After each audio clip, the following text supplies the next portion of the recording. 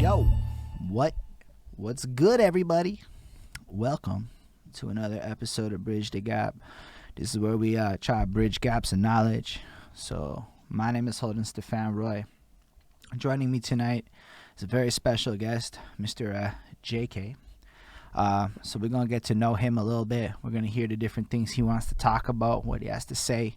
We're gonna go through a different style of this than yeah, I know we're a little bit early, but I saw a whole lot of people online Ismail, and I'm like, maybe we should just start. Like let's ride this one out. So basically what we do here is we want to hear about your life, what you're up to, and a bunch of other stuff you care about, and we go through all of that, and we go on tangents, and it takes a lot of conversations. You can feel free to say whatever you want, and you're encouraged to, etc. It's a mad safe space in that regard. This is a truly interesting one for me because, check this out. Some people asked, how old is JK before they started, to which I had no idea. Why don't you tell the people how old you are, everyone? I'm 17. That's right, 17 years old. You are officially the youngest guest we've ever had on this show. Congratulations, my guy. Thank you, man. Congratulations. So I don't know what that means on the ethics of pot, but we'll see how that goes. I'm probably gonna smoke stills, but it is what it is. Not to be a bad influence. Don't do drugs and shit. Welcome to the show. I'm really glad to have you here. Honestly, for me, it's actually really important to talk to people who are significantly younger than myself because, like, y'all are the future. I mean, you've got a lot of music out for somebody your age. All we did before the stream was play that through. I mean, we were able to go through it all at once and then like looped it a bit, but like you have a lot of music out. You have already accomplished more than I've seen some people my age pull off. Right? You've already done it. Like so much. It's like so fucking incredible to me. So we're excited to learn your story. I got like a typical first question I gotta ask. I'm gonna ask it.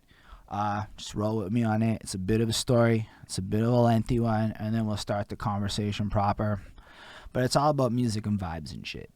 So my girlfriend one day is washing these dishes, and she's playing, and I hope you know this, that Black Eyed Peas song that I got a feeling. Ooh. Yeah. Okay, thank goodness. She's like, they're not gonna know what that is. I'm like, I'm promising it's not that, whatever. So yeah, that shit. So she's like dancing to it, and I'm realizing, hold up.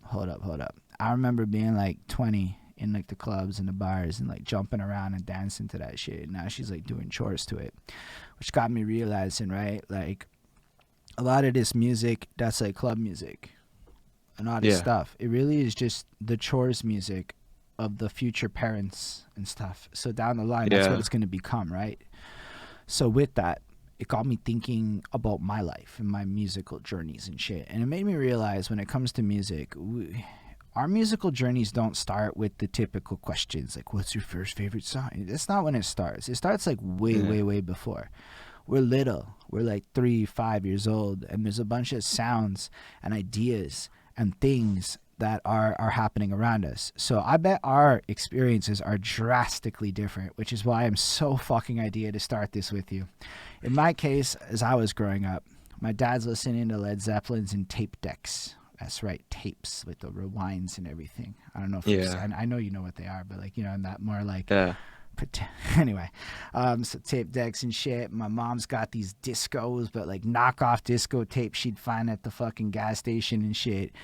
In the car, I can remember other classic rocks and things like that going on. And so that was kind of like sounds. And then there's the radio and stuff that was going on. So I guess that leads me to you. So with you, what I'm super curious, if you can go like all the way back as early as you can remember and tell us a bit about the sounds that were going on inside of your household. I mean, if you want to go from the beginning, it started off with like stuff like Barney, probably. That's amazing. That type of Let's do it. stuff. And then it evolved to more like movies and like like those like those High School Musical ones, those type of movies where it's like they sing throughout the movie. Yeah, I used to watch that when I was like what, like 8.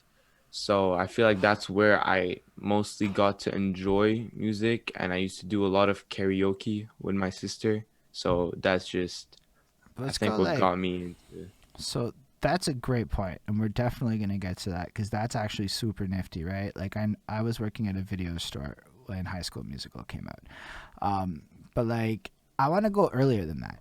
Like, what were your parents listening to? What kind of devices and shit were they using? Like, what was it like being young in terms of the music going on around you and such? Um, Honestly, my parents didn't really listen to music, but they would put a lot of music for me. Like they they would listen to music like in the morning that helps them like wake up, that calm, that calm music. They would listen to that, but most, like, if I look back at all the videos I've had of me as a child, most of them there's always like some like lullabies and stuff in the background. Like there's always something I could like dance to or jam to keep me in a good mood. Okay, so was the radio super present in your life? Like you said, they Oh gave it. yeah. Yeah, radio was really present. Fair enough. Were you born in Montreal, or are you in Montreal? Now, I'm in Montreal right now, but I was born in Lebanon and I came here when I was 9. Oh, super interesting. So all of that early stuff going on, then you're in Lebanon for all of this. Yeah, So it's going to be a exactly. completely different landscape of music. Yo, tell us. Can Exactly. you tell us anything about what it's like growing up in Lebanon? Like nobody that I've talked to has an experience like that. That would be fucking fire. I mean, it's for sure different because like here you have like towns where it's like houses, and then you have like places where it's like all the supermarkets and stuff like that all together. But when you go to Lebanon, it's all at one place. So literally my neighbor would be like a market, a store. So it was we always used to go, like, buy candy, stuff like that, and play outside mostly because it's really hot there and we don't really like to stay inside. That's super dope, man. Mm.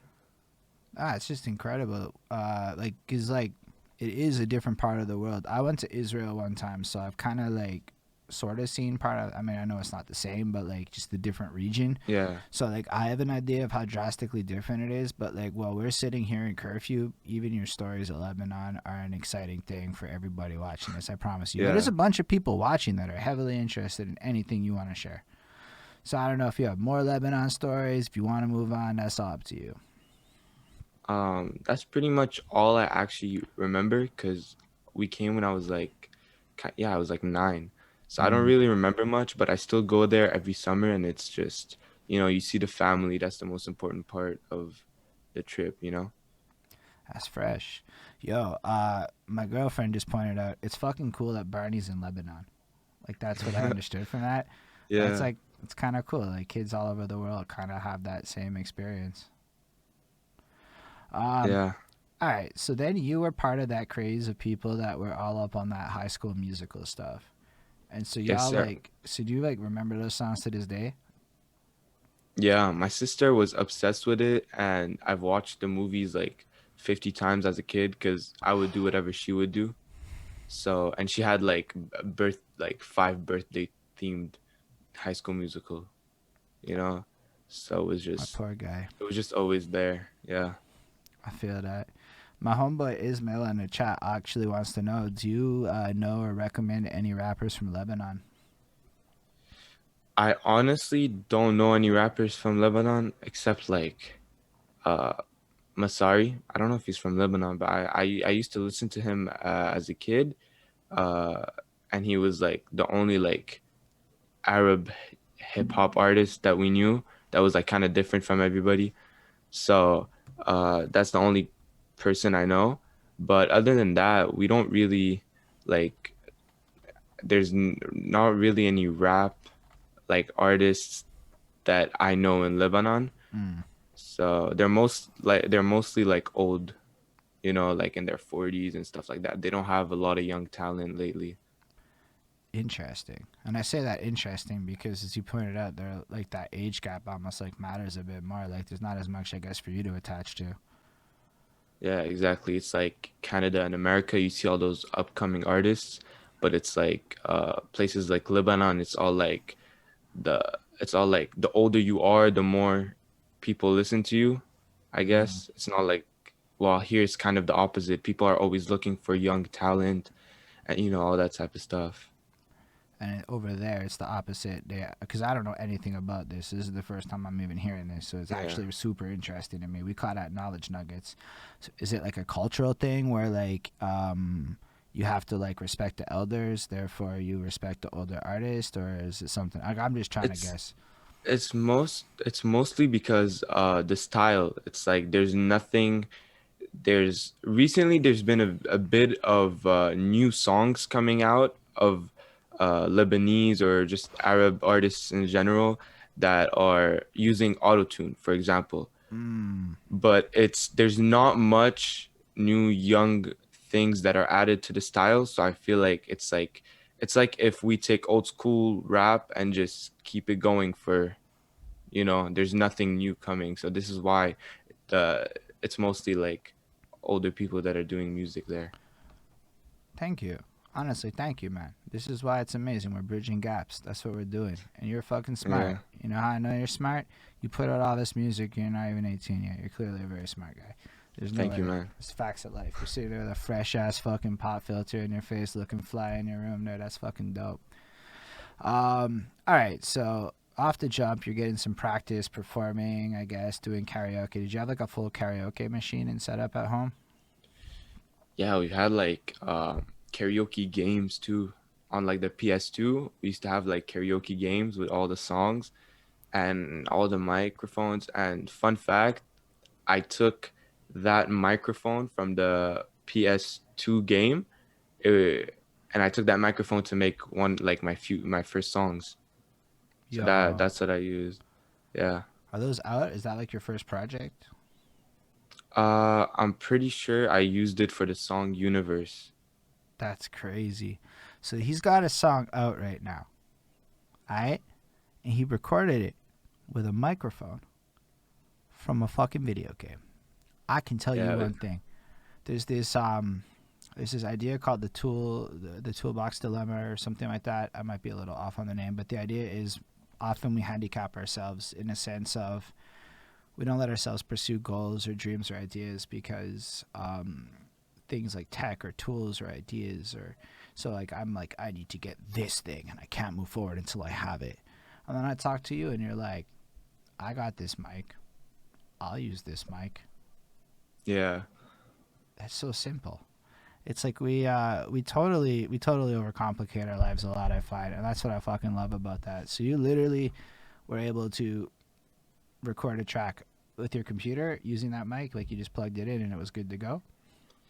Yeah, it had like an adapter thing that you plugged it in the PS2 and then and it's like a USB, so it worked for my computer and it was completely fine. Y'all hear what he just said though, for real. Like, imagine the number of people who, if they just plugged in, because how many of us have fucking Guitar Hero or Rock Band or one of these Yeah, alternatives with a microphone sitting there, right there, ready to plug in and use? You know what I'm saying? That's yeah, amazing, and it worked. You're happy with the results. You put it out. yeah, yeah, That's dope. Um, all right, so let's go back to like High School Musical and stuff. You come over here, I guess, at some point. And then what part of Montreal are you in? Pierrefonds. Oh yeah, fresh. My mom's in Purify. That's cool. Um, awesome. So what high school you go to? I go to Beaubois. I don't even know what that is. Is it French one? Yeah, Fair. That's how I was on the English side of the city. I'm not gonna lie. That's dope. All right, let's talk about your taste in music then. Because let's say you're going yeah, through this High School Musical craze. At what point do you like? Is your sister older? yeah, 5 years older. That makes sense. You know, Yeah, because you were like, I had to go through these birthday parties. You weren't the one setting the tone. yeah, exactly. All right, so let's talk about then what happens after this High School Musical. When do you start to develop like your own taste in music, and you're like, yo, this is what I got to be listening to. This is it for me. Um, well, when I come here, I kind of, you know, my sister kind of is going, she goes through her high school days, her high school years, and basically all the songs that she learned from her friends and all that stuff, she plays them out loud on speakers and stuff like that. So I also tend to like them. And back then it was like all the Taylor Swift and all the One Direction and the Justin Bieber and all that stuff. And I was like 10 to 12. That was when I was listening to that stuff. And are you like already on YouTube and like are you're already just like able to go listen to whatever you want, right? Yeah. So yeah, so Drew NSL has shown up and says the boys are present. Let's go JK. So just to give you your love there from Drew. Shout out Yeah, Drew. man. Shout out Drew. All right, so you were off there with the pop. Are you like dancing too? Are you a dancer? Is that something that you're into when you're young? I as a kid, I used to like do shows for my parents. Mm, Me and my sister, like we would like go in the closet, grab random stuff, put on a song and just karaoke and dance to it, and it was just like that type of like concert, you know? So I kind of grew up with all like I've just music around me at all time. mm. So do you still dance? Is there still something you do? Not really, but when I'm feeling a beat or like when like something when I'm at a party for sure I'll jam to it, but it's not like something I do on a daily basis or anything. That's fair enough. Do you draw or anything like that? Are you a Yeah, visual person? yeah, I do drawing and my latest release, it's called Why, the cover album of the cover photo of it, I drew that. Yeah, I can actually go show the people what you're talking about. So if you just give me a second, I can like scroll that over. It's gonna cover your face, but they'll be able to like see it real quick. So yeah, let me put it there. This right here is what he's talking about. Yo, that's fucking amazing though. You, when did you start drawing? Um, in primary school, I'm pretty sure. Uh, That's when I started doing drawing. I used to draw at school and I took like school drawing classes, you know, small stuff. mm. And yeah, that's pretty much it. It wasn't mostly about drawing. It was just I just had a big imagination. I just whatever you gave me, I would use my imagination and just, a piece of paper, a computer, So I just kept trying to find new ways to use my imagination, and that's how I was like, why not do music? You know what I'm saying? So you're So just like sitting there drawing one day and decide on a whim you're gonna do music. yeah, if okay, so first off, I kind of got into YouTube, and I would see all these, YouTubers and all those pranks and stuff like that. And then I made two videos with my friend. He's also an artist now. His name is AZ. So we made two videos, and then after I gotta that, I pause was there. How old are you when you made these two videos? um 13, 12, something like that, a few years back. I mean, for you, that's a few years back. But yo, I think it's really just important for people to watch this. Some of the stuff you might be going, I don't know why he's like caring about that. But like, at least for me growing up, I don't know that many people that were making videos at 13 years old. Like, I don't know about y'all out there. Maybe a bunch of y'all had some friends out there that like had access to this gear. But like, I'm like 13 and it wasn't even necessarily normalized that everybody had computers in their house. We were still on the way there, you know? Yeah. So So just to like emphasize to everyone watching, because some people have these ideas maybe about the youth and what they're capable of, and I'm like, this guy's making videos at 13. Do you think about the practical life experience he's been clocking the last 5 years just being on the internet? It's fucking it's so cool to me to hear. yeah, so basically it was really it was like a hard time for me doing YouTube and all that stuff because I always the hardest part was trying to find ways to get the gear and all that stuff, and it was like, how will I edit? Then you got to do your research, and then you got to take your dad's laptop, and then you know what I'm saying. But at the end, like, they're still on YouTube right now, and the editing isn't bad. Like it's well edited, and I put like memes in it, you know what I'm saying?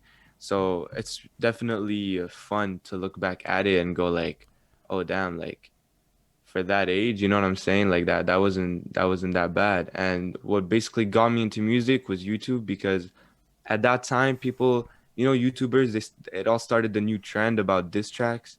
I don't know if you I would love for heard you to about that. elaborate on this. I'm aware of the Paul brothers and all them, so I would love for you Yeah, to yeah. still elaborate on this because So I want to hear your version of it.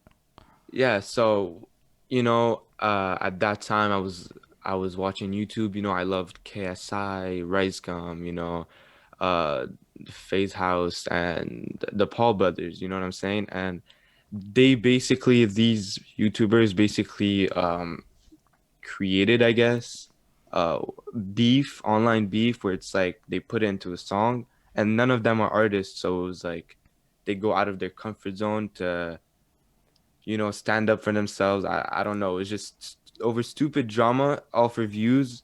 But I got inspired by that. And at first, I was like, oh, I want to do that. As a kid, it's like, oh, I see him. I want to be like him. You know what I'm saying? So I picked up the microphone from my PS2, and then I went and then found videos of how to record and what app to use. And I used at first Audacity, whatever. And then at first I was just doing like roasts, you know what I'm saying? Just for fun. And it wasn't for the music part. It was mostly just because they're doing it and I wanted to do what they're doing. So that's how I first got into recording music. And I did like a few diss tracks that are super cringe right now. I don't even know where they are. But after I saw like after I got deeper, like, oh, I want to sound better. I want that. So you do more research. I did more research. And when I got to the point where it was like, I think I can get better, it was like I need to take this a bit more serious and actually try to actually do music, you know? So, if I understand correctly, what you just said is you watch the Paul brothers and them, which you got to understand. I was watching a very different thing than you were watching. I'm Yeah, watching all the people making like commentary videos making fun of them, and you're like the yeah, people that were like actually there in it. yeah. What did you like about them? Like, I've never talked to somebody who ever watched this shit like sincerely before. I honestly don't know. I just feel like it was um the vlogging. That was the main thing that caught, I think, everybody's attention. It's that they vlog every day, which basically they show their life every day, and it's like everybody loves to watch what they can have.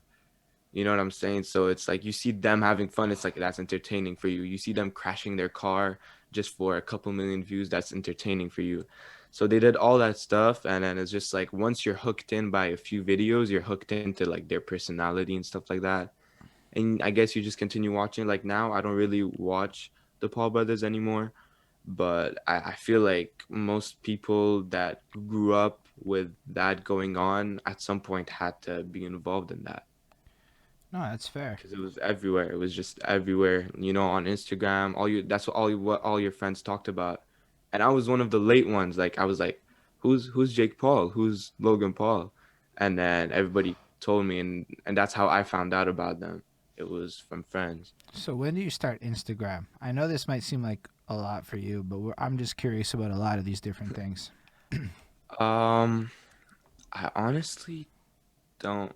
I think like fifth grade or sixth grade. What is Instagram like when you're in the sixth grade? Like, I don't know anything about this. So I'm super curious. Honestly, it's like, cause it's like literally you just post pictures of food and stuff like that. You know what I'm saying? I mean, yeah, but And then like, you post stuff with your friends and stuff like that, and it's just uh that's it. And you get like 3 likes, and then you don't even know what likes are, so you don't even look at that. You just post a post. You're like, look at me, I'm posting. That's it. You don't even check the comments, none of that. It's just more to, you see people posting, you're like, all right, I'm gonna do that too, are like, is pretty there much. anybody like that you knew young that was like really gaining followers, really pushing that shit? Not really. It was because I just knew people like older cousins that had Instagram, but it's like I never checked the numbers. It was just the fact of having Instagram that made it seem so cool. Like once I got it, I was like, oh my God, I'm a grown up now, that type of stuff. So it was like my cousins, older cousins, they showed me Instagram. They're like, oh, you do that, you do that, you do that. And then the more I went into it, at first it was just posting. Then it was like, oh wait, there's actually like cool people I could follow and like the memes and stuff like that. And then after that, I feel like that's when I started realizing like, yo, like you could be big on Instagram if you actually put in the work. And that's when I was like, maybe I should give this a try, take it more serious and not just post, stupid stuff. Just try to, show off my brand and stuff. Man, he's not even 18 and he's already talking about Instagram marketing, just like intuitively figuring it out.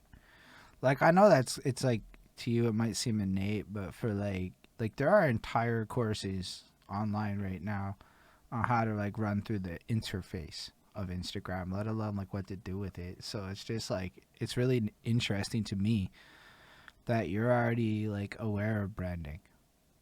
Like it's so Yeah, important for the future. Like I didn't know what the fuck branding was when I was 17, and I don't know. Like I'm not trying to like consistently go back to that, but that's what makes this so fun for me, is to hear where you're at with life. Like to me, it's encouraging to know that like yeah. you get branding. It's like I can just learn from you. You probably know more shit than I do about a bunch of stuff. But the thing is that I didn't start actually like mark them. I didn't start actually like using the marketing side of Instagram until recently.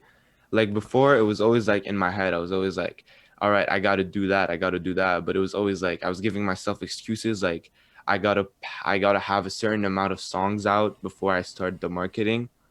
I have to be like, let's say like 19, like I was always saying like I'll market later. Right now, I just got to focus on my craft. And it kind of worked because it gave me more time to perfect my music, my craft, and learn more about music.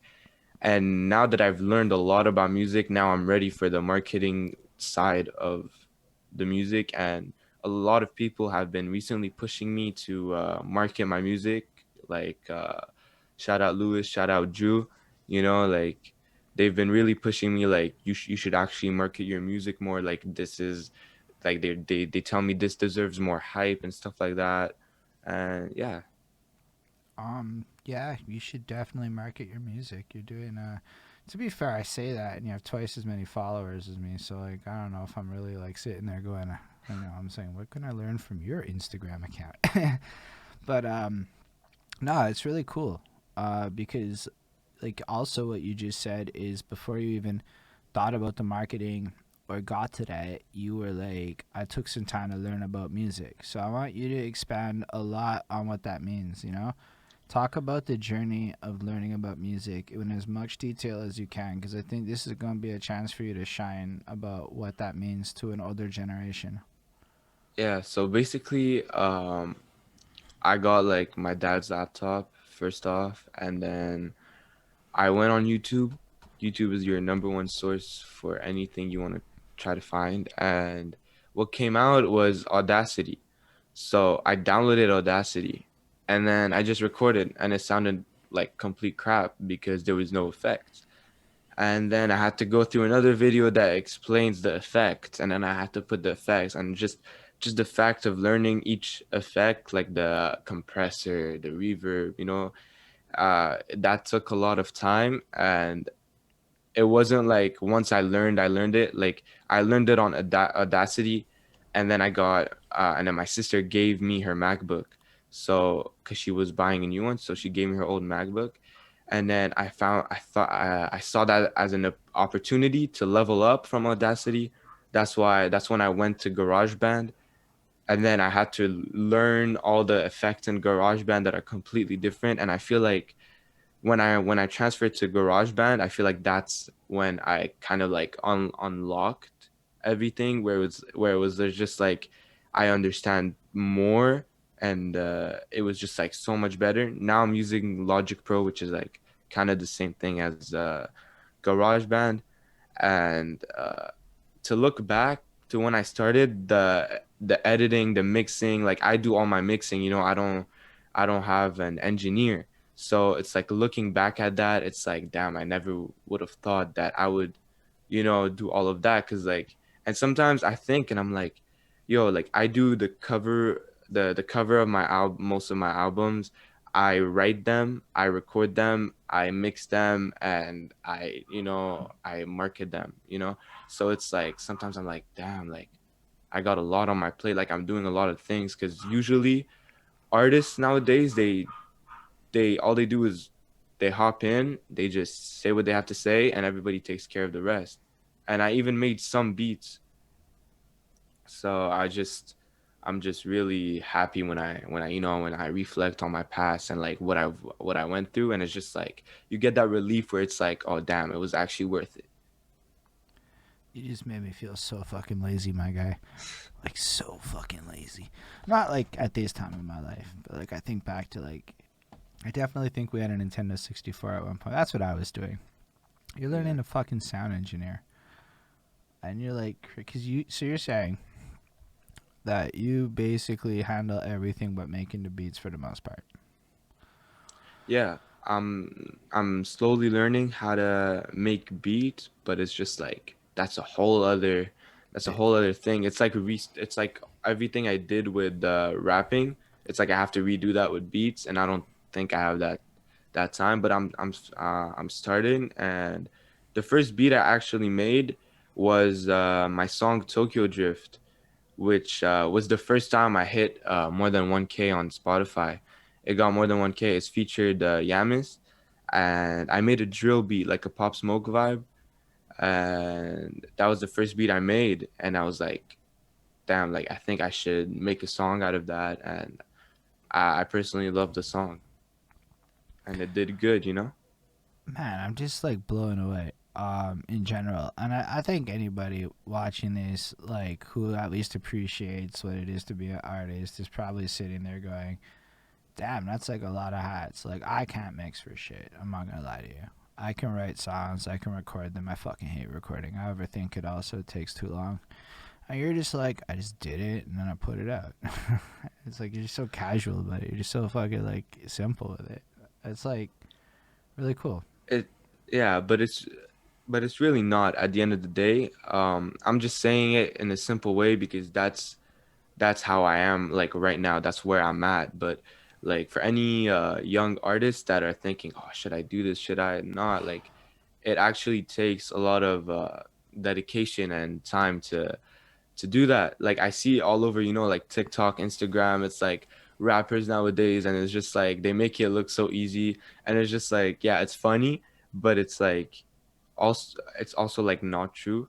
Like maybe like Lil Baby and stuff like that, maybe they barely take any effort and they still make hits. But especially for like upcoming artists or like new artists, the fact that they have to do everything themselves is just, it's a lot. Alright, so we got a comment here. I want you to know you're impressing everybody watching this. At least on my side of it. Like my Thank boy you. Willie. So also you can send your music to Willie. We can remind me after. I'll give you the email, and he'll All play your right. shit on his show, just like that. All right. That's amazing. Oh, that's what we're about. I appreciate it. But he says you seem like a cool kid. You may hear that a lot. For us, like you totally aging us here. But your lady from Bonnie wants to know, what was the first concert that you ever went to? First concert Yeah. had to be like I went to the Demi Lovato and DJ Khaled concert. When was that? Because trust, I'm not paying That was attention to like her. that was like 4 years ago, something around that. And what venue? It was at like Bell Center. It's not. Were you on the floor or were you in seats? Excuse me? Were you on the floor or were you in seats? Oh no, I was like we found amazing seats. We were like one of the first seats. Nice. So it was my first concert, and the only reason I went was for DJ Khaled. But my sister loves Demi Lovato, so she was like, "Do you want to go?" And then, I was like, "Yeah, I'm down." That's fucking So incredible. yeah, that was pretty fire. Alright, I have another question. Have you ever performed as an artist? Not really. Not really. Like I did a talent show in sixth grade where I played the guitar, but other than that, Hold like up, as you play a guitar? yeah, I played it for like I took like 4 years lessons of guitar.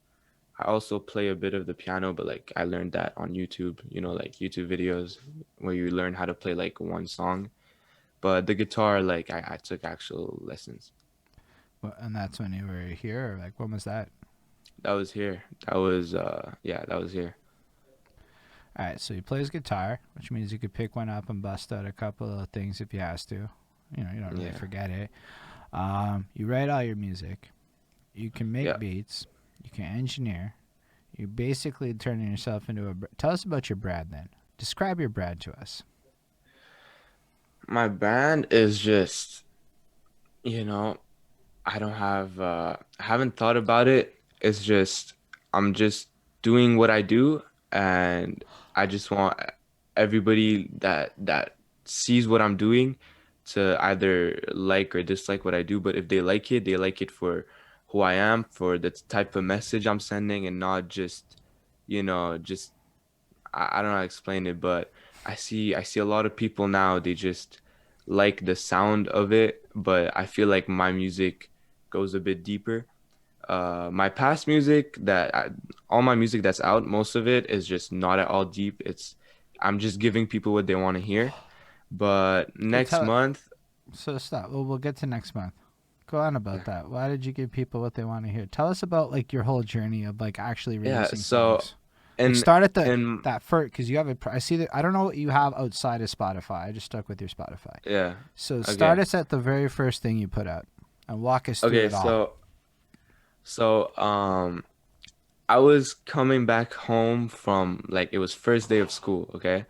First day of the year, and I just felt hype for some reason.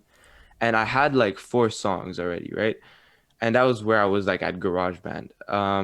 So I go back home and I feel really like inspired. I feel like really in the mood. I'm like, I just saw my friends again and we just played music, that type of stuff. So I pick a beat, slide it in, and I just rap over it. And that night when I was done with that song, I was like, So where'd you get you the know beat? what? Off YouTube. Like, I didn't know like you were not allowed in that stuff. Okay. So it was just I just took it from YouTube. It was like a couple of years back. And then I made the song, and then it was one of the first actual songs where I was like, wait, like I think I should start releasing now. Because before it was like I was too shy to release. I didn't know how people would react, and it was really stressful for me. So first time I released, um, and it got good. Like, Where people did you reacted release it good to? to it. Was this on Spot? SoundCloud, Okay, and this only on was. SoundCloud. So I started on SoundCloud, And when was and it this? got uh 2 years ago, actually, something like that. Okay. At the start of at this yeah at the start of like the school year 2 years ago. Um, and then So you that's just when I went started home putting out. and you made a Yeah, song and you put it out. yeah, I automatically put it out. I was like, I'm not gonna be a bitch about it. I'm just gonna put it out. So I did it, and I was surprised because people actually, like, my friends DM'd me, and they were like, because I never told anybody I really do music before that. It was mostly like they knew I loved to rap, but they didn't know I was serious about it. So when I released it, when I did my first release, they were all like, "Yo, like that's actually not bad. Like, that's not what I was expecting from you." Like, they were all expecting something shit, but they were like that's not bad for your first song, and that pushed me to release more. And then I saw an ad of DistroKid, which lets me release on like 20 platforms, including Spotify, Apple Music, and all that. And I told my dad, and I was like, I'm serious about this. Like, and it's only like $40 a year, so it wasn't that much. And I was like I'm really serious about it, and he completely understood. And I love the fact that he supported me. He was like, you know what, like, just promise me you're gonna use it. Promise me you're gonna post music and stuff like that. I was like, yeah, I'm actually gonna work on this. and I made an account, and that's when I released my first project. That was during winter, like February, I think. That's when I released my first project. All right, that's crazy. So at this point, are you still getting beats off of YouTube, or are you have you evolved past that point? I'm still getting cause so I now I have a lot of connections with beat makers. A lot of them are part of the NSL collective. Shout out Mm-hmm. them. Their their beats are pretty sick, but sometimes it's just like you're looking for that certain type of beat. So you just Google, go on YouTube and you write, like Travis Scott type beat. But I make sure it's free for profit. And usually I would DM the producer on Instagram because they have their Instagram. And I'm like, yo, can I use this? And then most times they tell me, yeah, you could use it. You seem fire, you could use it. And that basically allows me to get more connections. And Yo, did you hear yeah. what he just said though? Cause yo, man, I know people who just steal that shit and don't even think twice. Yeah. They don't even think twice. Yeah, They don't care. that was I used to do that, but because I didn't know, because I saw free and I just thought free, you know what I'm saying? And it didn't really matter because I was getting, 100, 200 streams on a song, so like, and no profit, so it didn't really matter. But now that I got serious into it, I had to clear all all beats, make sure they're free for profit. So, because you never know, one might blow up, get you some money in your pocket. You never know, especially with TikTok going on. Yeah. Okay, we That's got at crazy. least got more to talk about for sure. But for fuck, like, okay. So you dropped a big knowledge nugget. Now I know a lot of people who are very trash at finding beats. Whether because Yeah, they're because when people look at the situation, they don't necessarily realize that everything in life is about a negotiation and shit. Now, granted, exactly. if you're 30 something years old, people are probably going to expect you to buy the damn beat. But if you're not Yeah, like in a position in life like that, I mean, what I heard you say is I found a beat I liked, and then I hit up the guys, and a few of them said no, and then you recorrected it to say if most of them said yes, which is fair enough. But like they yeah, might say no, they might say yes. That's all part of the game. yeah, But one way or another, everybody's gonna remember that you asked. And because you asked, as you said, you're building up a network of people who might like fuck with you down the line and be a lot more interested yeah. in your shit. Connections. Yeah, So that's like actually really big. That's like something people can learn from, just in the sense of that. All right, so yeah, as Willie says, it never hurts to ask. Ismail wasn't even aware producers were okay with that. Like people don't know some of these really basic and innate things that you're gonna look at a situation for. Especially as you pointed yeah, out, the foresight of yo, I might actually make money off of some of this shit.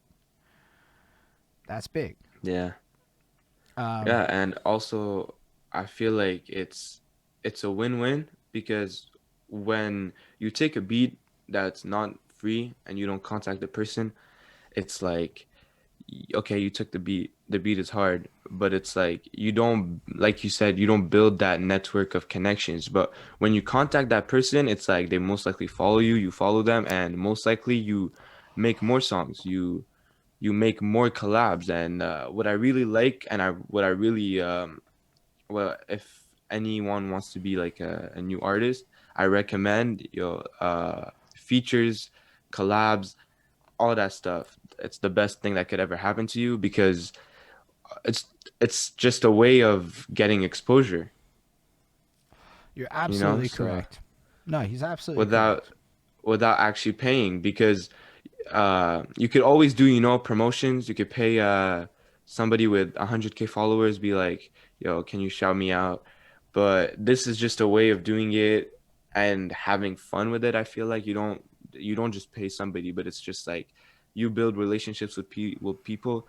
And yeah, like for example, my boy Drew, like we became really close now, and it's just he's helped me a lot, and I try to help him when I can. It's just it builds, we just grow together. It's Yo, just a win-win. so like what I love about what you're saying is a lot of people that I've talked to unfortunately maintain this negative mindset upon which what you described doesn't happen. But you and Drew are in which city? Just want to put it on wax. Which city are you and Drew in? Oh, excuse me, what you say? Which city are you and Drew in? Oh, MTL. We're That's both what it in is. from Montreal. And what are these two fellows doing? They are working together. Look at that, Yeah. everybody. It totally does exist in Montreal. That's what I'm trying to say. Yeah, I feel like that's the most important thing. You work with people. It's always fun to work from people with in America or stuff like that, but I feel like the most important is you focus, here. Yeah, There's a lot of young talent in Montreal. yo, big Could be facts. useful. No, it is true. And how, yo, you guys are ultimately gonna be the ones that build this scene post COVID. Let's be real. Like a lot of people my age believe we're gonna go do some shit, right? But like, let me ask you some questions.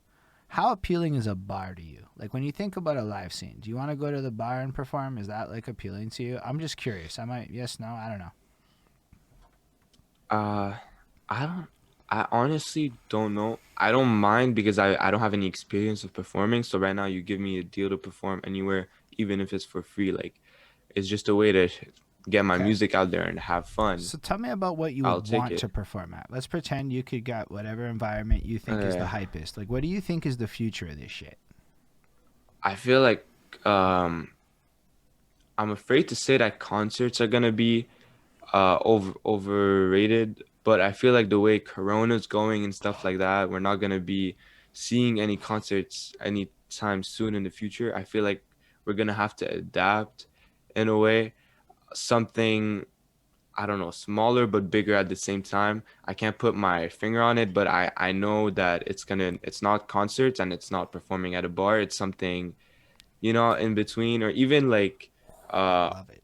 even lives. Like I've seen TikTok, like The Weeknd doing a concert on live, an animated concert. I feel like that's the future where it's like you go on Instagram or whatever and it's like a live concert and it's on your phone and it's animated and stuff like that. I feel like that's gonna be the future. Yo, I have this epiphany, and you just gave me fuel I didn't know I had because I've been talking to people for a minute. Like, you don't understand. Like, my dude just said HSR to Mad Profit because I've been talking about this shit for a minute. You literally are like, you don't understand how much that means to me that you said that. And here's why. Here's the detail that me and my kind keep forgetting because we're fucking old. We performed at bars. So when we think about the future, we're thinking about fucking bars. That's what we know. That's what our tier of the scene is. Sure, there might be a festival, there might be a venue, there might be it's all the same shit. I You never had that, but you're still like in the game. So you're just kind of forced now to invent the new shit. Whatever's gonna work for you, right? Exactly. So that Yeah. in real life connection that artists all need, like you're literally can't do that. So you're gonna have to innovate. Did y'all hear that? Old people Yeah. watching this shit? He doesn't have the in real life connection to fall back on. Okay? Dead that shit. The kids is gonna change some shit for real. Are you okay with the idea of performing over lives? How does that make? How do you feel about all that? Honestly, anybody would rather perform in person because Yeah, it's of just course.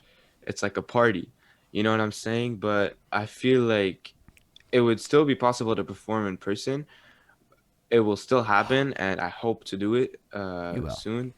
But I feel like the future is really gonna be, especially for the young generation. And when I say the young generation, I mean like 13-year-olds that are on TikTok 24/7.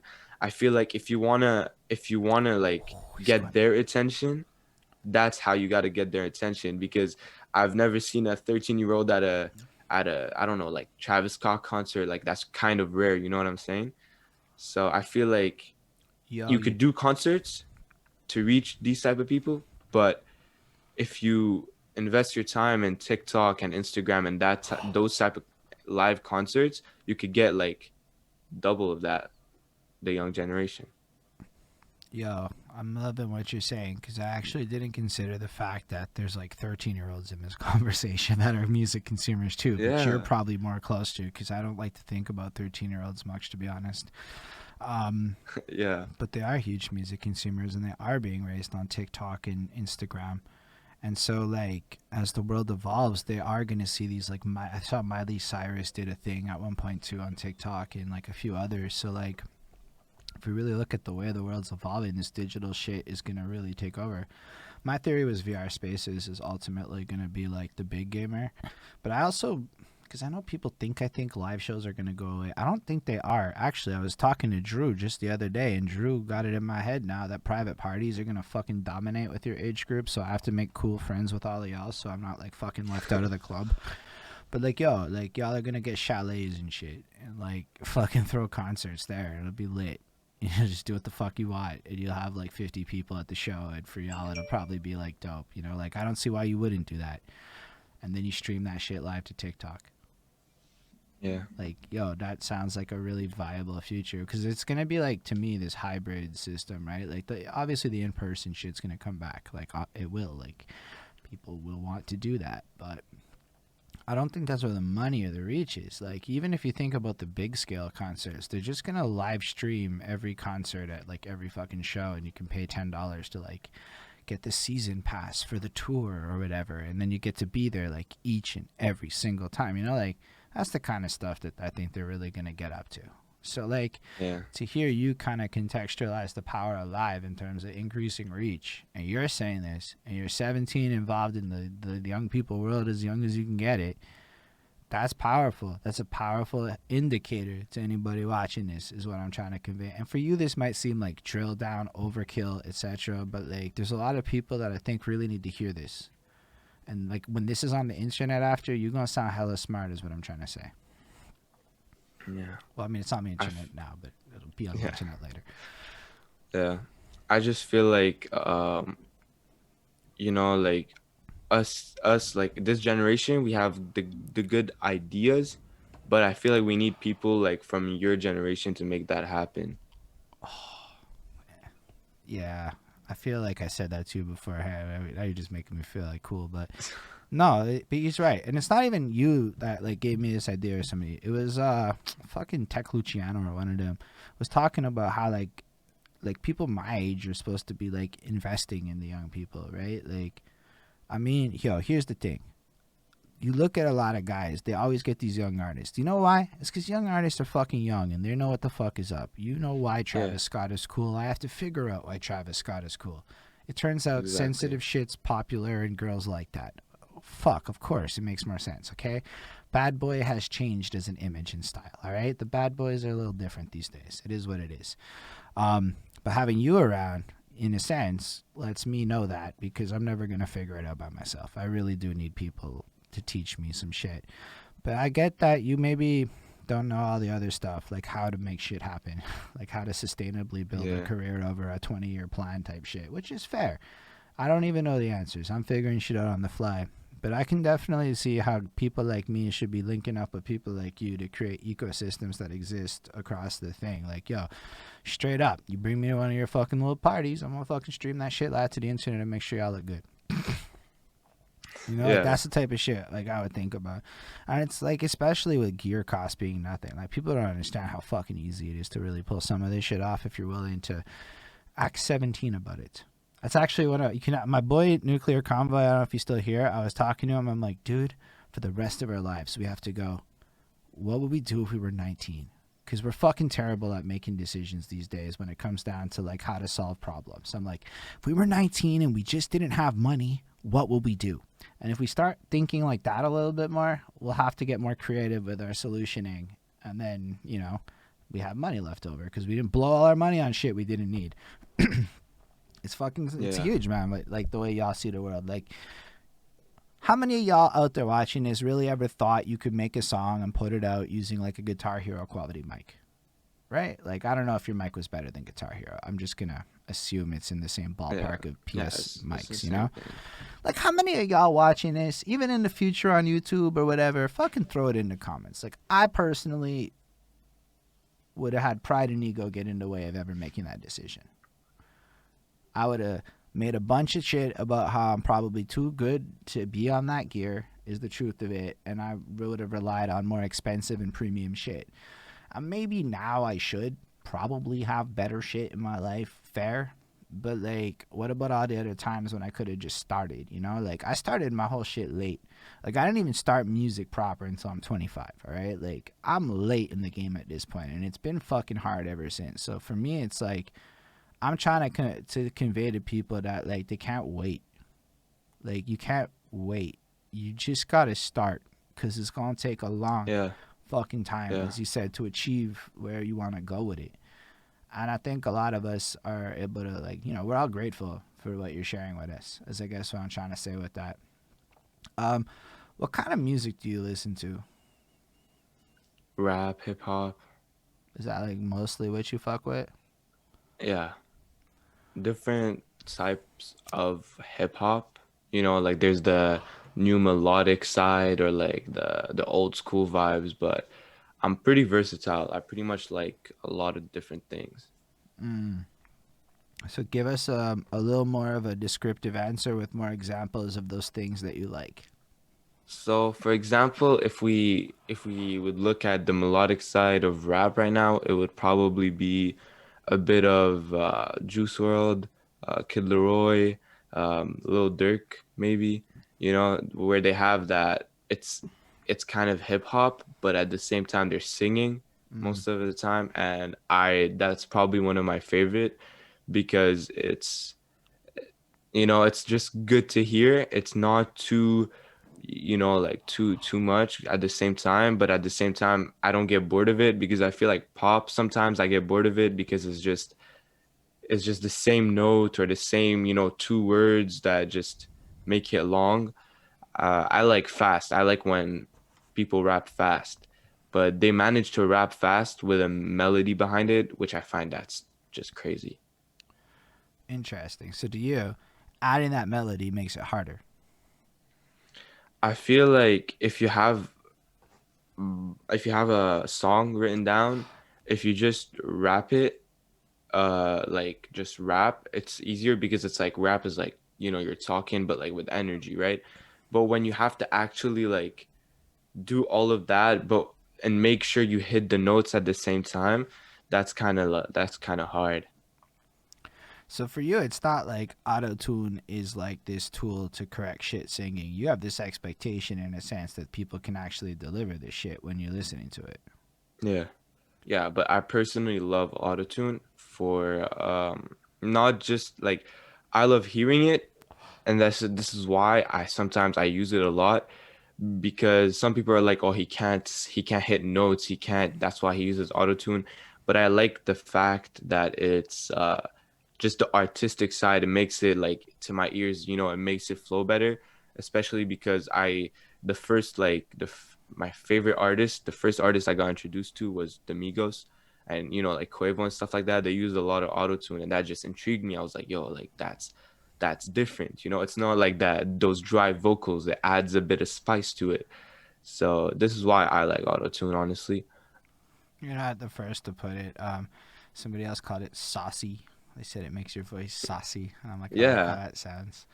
Um, but it's cool, and like I think like a lot of people when we talk about the state of hip hop and shit, like they look at it like it's some detriment or something. And I'll be honest. Once upon a time, I was like fucking auto tune and all that shit, and singing was crap, and I was one of those dudes. But then it's like, why? Why I couldn't sing? All of a sudden, I started being able to hit notes. My girlfriend will not ever call me a good singer, but I sing good enough that my engineer can make me sound good. Like, yeah, I don't know how brave I am to do it all live. Probably brave. But, like, I know, like, what my limitations are. But then I realized when you can add melody to your flow, it's dope. I mean, like, yeah. wow, it's just like, I think a lot of us couldn't do it. So we were haters. And then, like, y'all are, can you sing? Like, do you know how to sing, I guess? Uh, uh, Not really. I started off really like little baby type rap, but now I'm like trying to, because it's like a whole different thing. I'm trying to learn how to adapt to that. And the new music that I'm doing right now is more singing melody. So I'm trying. I'm not there, but it's something to work on. I never took like singing classes, so it's a bit hard to, learn by Yeah. yourself or like by YouTube videos. You still check YouTube videos to try to sing better. Yeah. Like, it's just tips to, like, it's not to, because I know, like, if I wanted to actually sing, that would take like practice and practice and practice. And I don't feel like I have that time because, as I said before, like, I do my own engineering and all that stuff. So I don't really have time on my hands to just learn a whole other, because your voice is like an instrument, you know? So it's just like learning a whole other instrument and another way to use it. Mm. So Yeah. I go on YouTube and just find like tips, you know, just to make it sound just good enough, you know? And the effects obviously help. If you're good at engineering, you're good. You don't even need auto tune. Like, honestly, I've discovered this recently, that even if you have a bad voice, just just like basic EQ and like that type of stuff could like really help. Like, not even auto tune. It just makes it sound crispier, you know, and all that stuff. You know, for all the people that do hate autotune, they often have no problem with reverbs, delays, equalization, Yeah, normalization, compression, or my favorite exactly. one, pitch shifting. Like, Pitch how are shifting. you Yeah, really gonna go at a guy like faking a pitch shift? And exactly. like most people can't pitch shift their own fucking voice, you know, just throwing it out there into the universe. I learned how to do one pitch shift. It was fucking hard. I'm just saying, most people don't know how to fucking pitch shift their own fucking voice like Eminem does when he drops his demon voice. You know, like, that's effects. Why is most Yeah, effects like okay but auto tune stigmatized? yeah. I don't know. I don't make the rules. I just notice stuff. All right. Um, yo, Yasmas22 just popped up and said, "JK, let's get it." Yo, Yamas is on your track that I think is fucking hard. That's really like ya or something. It's got like a chanty kind of fucking hook, if I'm not mistaken. I could be wrong. The Yah one is with AZ.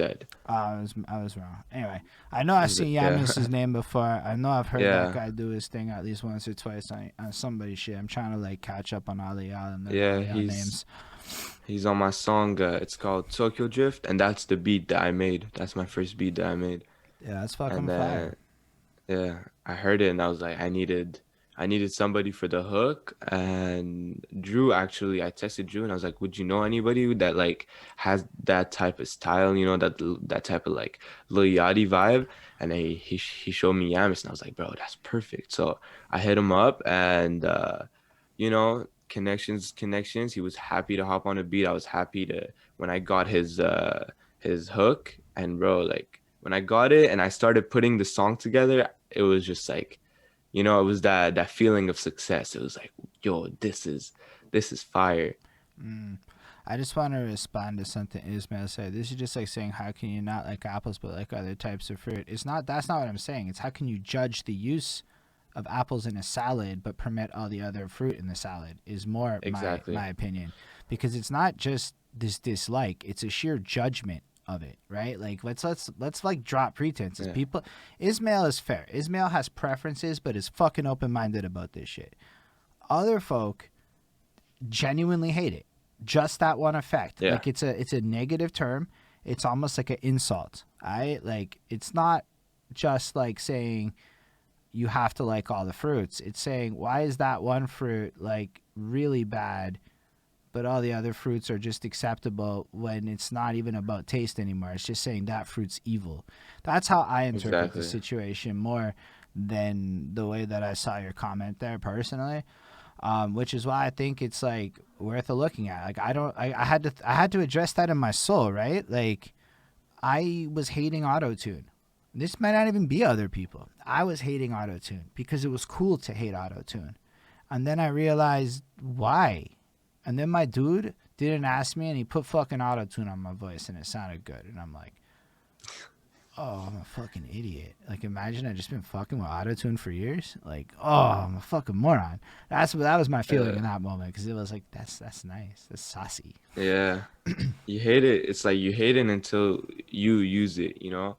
Mm. It's always that type of stuff. It's like when you're from the outside, it's easy to hate, but when it's you, it's like, you Now, know, with that you being actually got, said, I respect everyone's right to dislike the sound that autotune yeah, for used in sure. particular way. That's totally fine.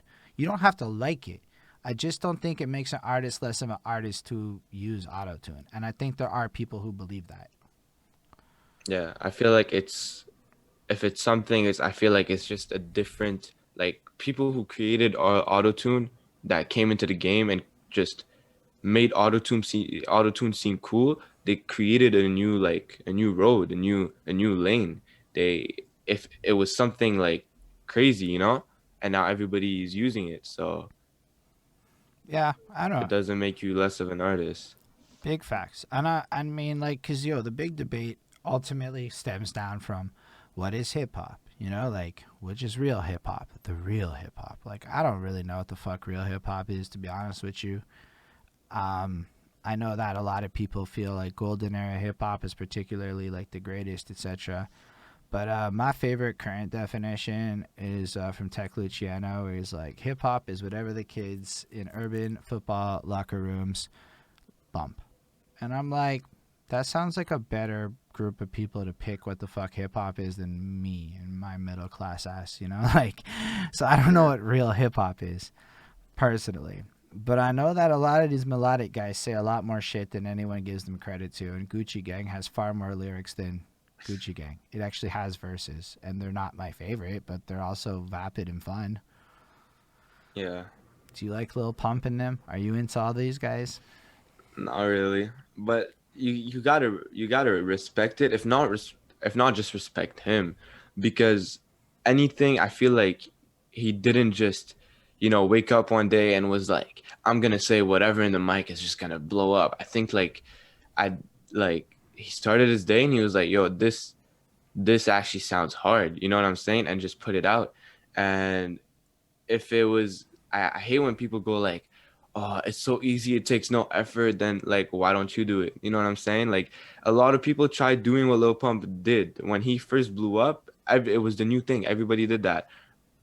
Almost none of them got successful, you know? Ooh! You hear what he So just it was said? like so it's like I just feel like you can't really be like, oh, it's really easy, but then fail at doing it. At the end of the day, whatever got him successful, it worked. So you can't hate on that. You could be like, oh, I don't like it, it doesn't sound good, but it got him successful. So he must have done something right. You know what I'm saying? Maybe he wasn't targeting you, but he did get an audience. And So, and those 12-year-olds, 13-year-olds that just Gucci gang, Gucci gang, Gucci gang, Gucci gang, they so, thought that was cool and they liked it. and then guys like me. So what happened was, my video editor dude, my homeboy, shout out Chris Chrome. He's not here with us here. He was bumping you before, but he would come over, and to make fun of him a little bit or to annoy him, I don't remember anymore. I would throw on Gucci Gang, and I would just throw it on like for like a couple of months. And then it got stuck in my head, and then I just found myself like, yo, Gucci Gang, Gucci Gang, Gucci Gang, Gucci Gang, Gucci. You know, like, I don't Yeah. know. It's not like, and then I started really thinking about the hook, and I'm like, yo, that's like perfectly placed. It's really bouncy. The beat's like actually really good. Like, it's not even, it's a pretty fire beat. I mean, isn't he like 17 when he made it? Like, your age? Like, I don't know why people Yeah. expect 17-year-olds to be dropping insane fucking knowledge. Like maybe in your 30s you should be, but like, I don't know, you're 17. What do you even Yeah. care about? Like, what are important issues to you? Let's talk about that. Yeah. What is important issues to JK? Or is it Joker? I wasn't even sure. My artist name is JK, but like my nickname is the Joker. Cool. That's that's how I like to see myself because, always got to keep a smile on. But something, honestly, everything that's going on around the world that's pretty much relevant right now. I feel like I love what Lil Baby did on his song "The Bigger Picture" for Black Lives Matter. Yeah, I know about that. So That's the that only type thing of I know about stuff.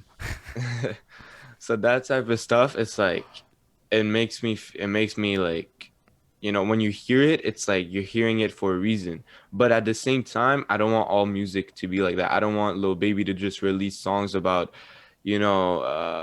that type of stuff, because you're not always in a mood to listen about problems in the world. Sometimes you just want to, you know, get lit and stuff. So That's fair. Are you supposed to be getting late? You're like, what is, you're supposed to be like, I guess, tame getting late.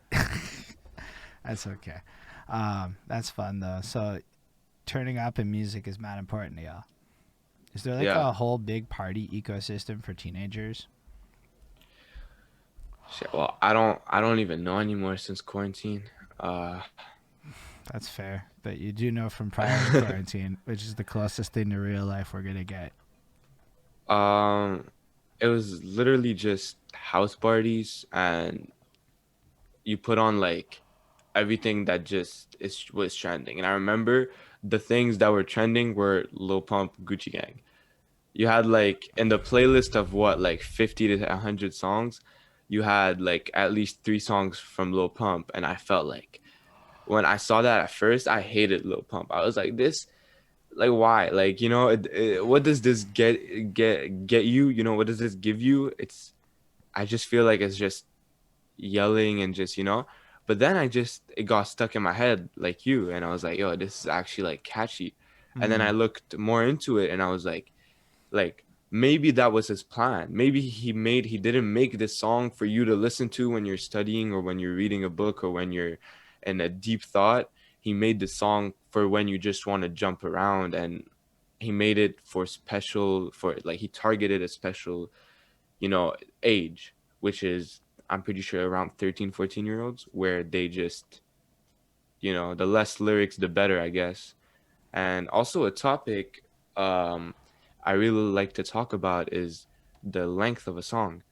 I do feel it. like it's getting shorter, and I feel like I know, and I feel like that's what people want. They don't have that attention. They don't have like they can't give you 3 minutes anymore of their time. So this is why everybody be doing like 2 minute songs, and Okay. even some are doing 1 minute song, 1 minute and a half. And I feel like, at the same time, it works because when I have a 2 minute song in my playlist that I really like, I'm most likely gonna repeat it because I really like it and I didn't get enough of it. And when you don't get enough of it, you replay it and that gets them streams.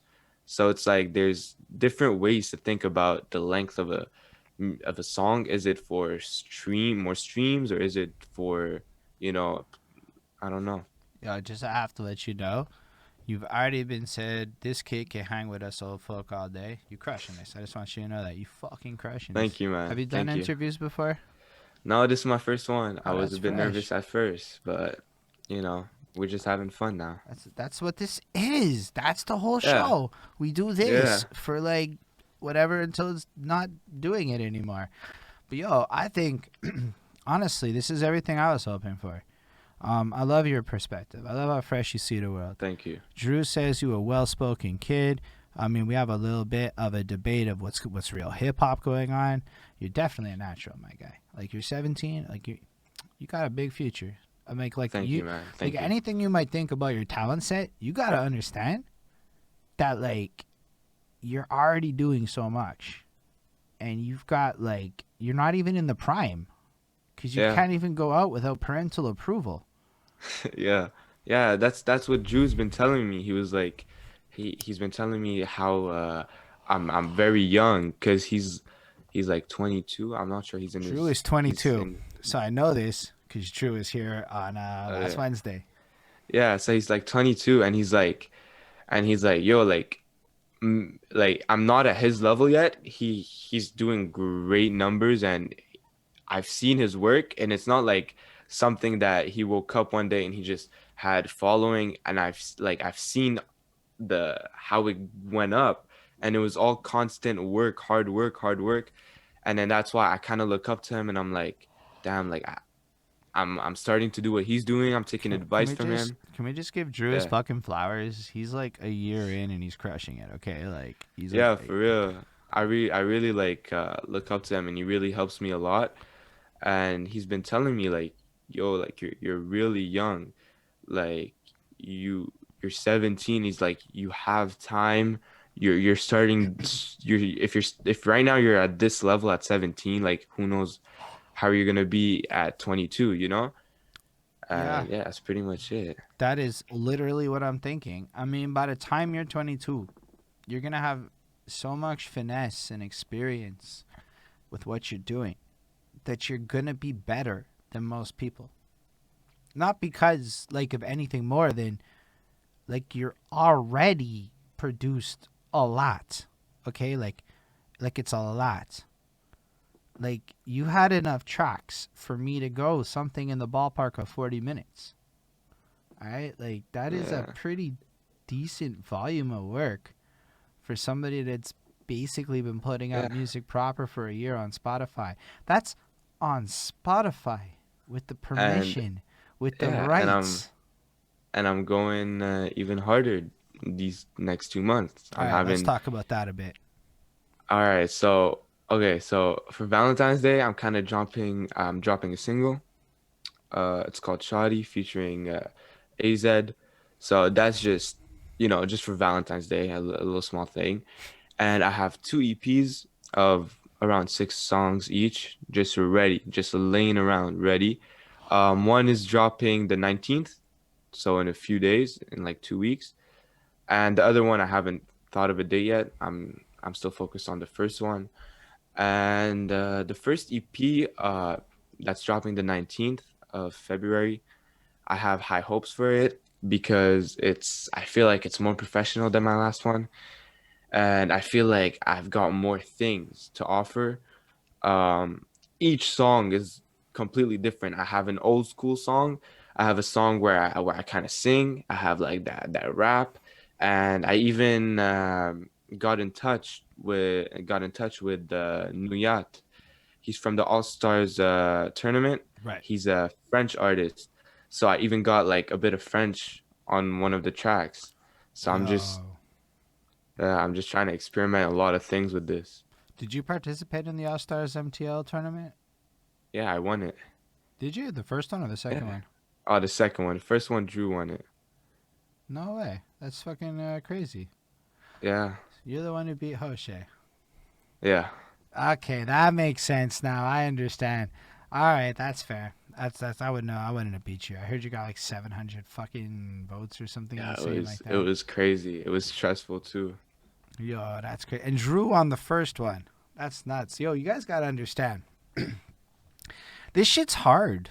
It's like you need to have people who are willing to click on your shit to get this off. So I might have friends and stuff, but I don't even feel bad I lost. Like, I lost to a 20-year-old in an Instagram contest. I'm like, perspective here, I'm okay with that. You know, it's not the worst thing in my life.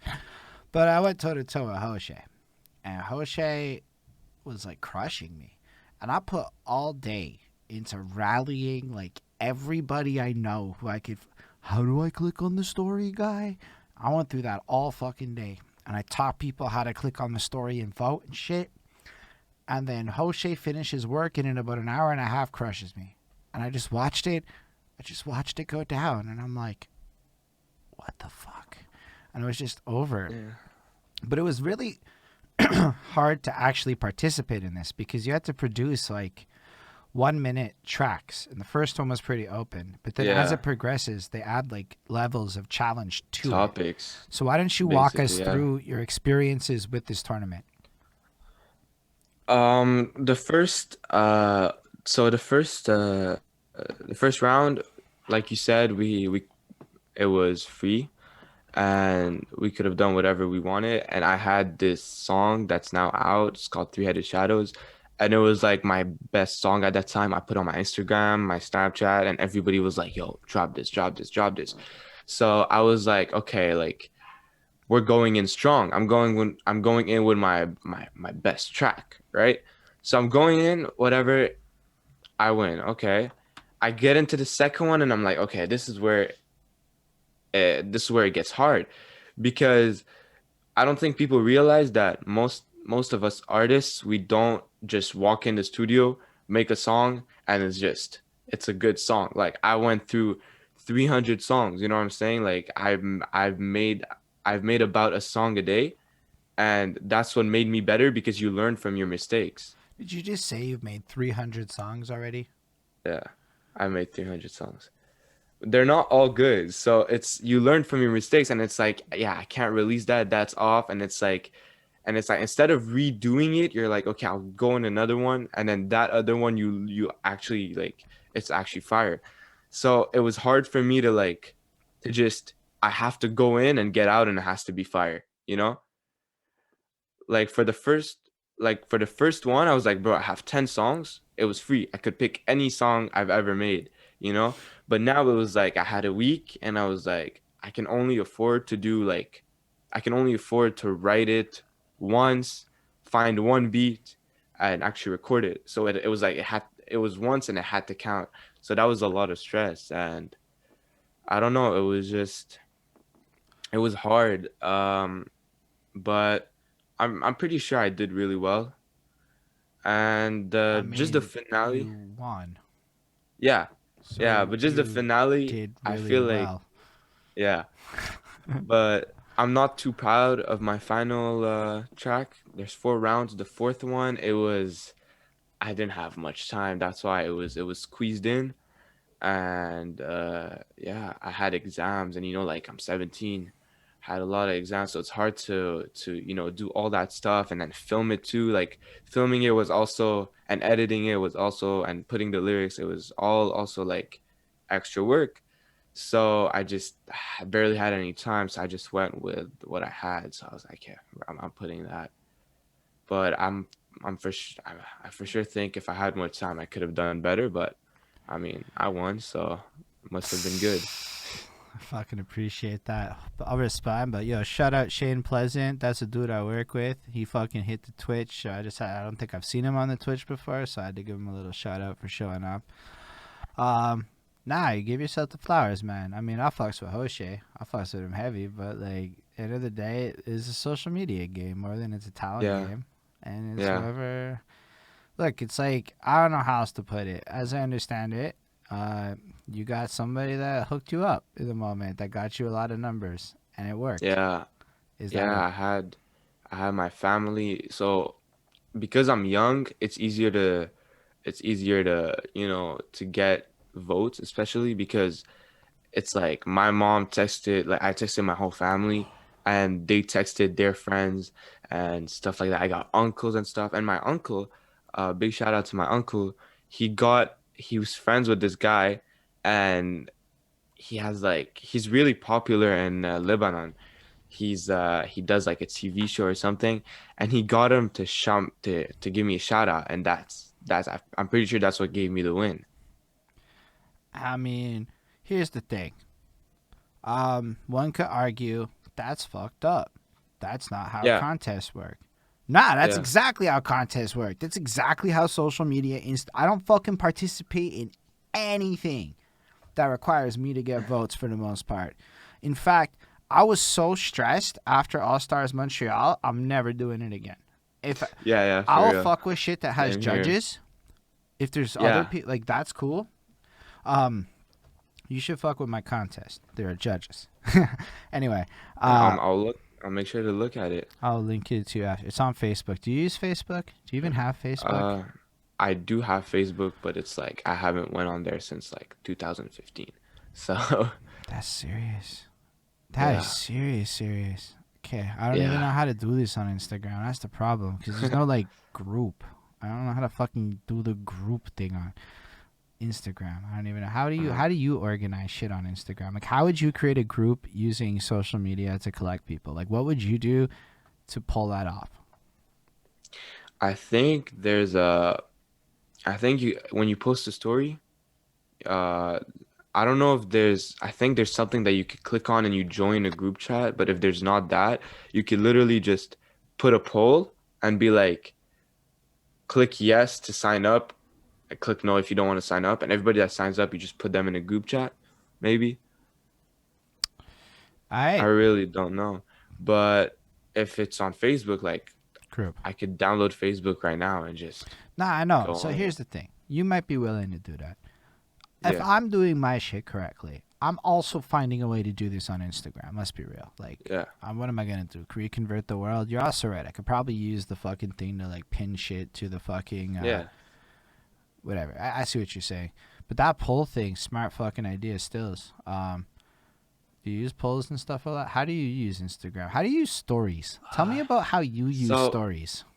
the best, my favorite thing to do is when I see my audience, what they like, and what I did once is that a couple months back, I think in the summer, I took a screenshot of all of my songs and I did it like a tournament of my songs, and they voted which is the best, and it was like I put two versus two versus two versus two, and then this one the winner versus the winner, you know, and then I got to see who, which one is the audience favorite song. So I feel like those kind of like small games and stuff like that really get your audience engaged.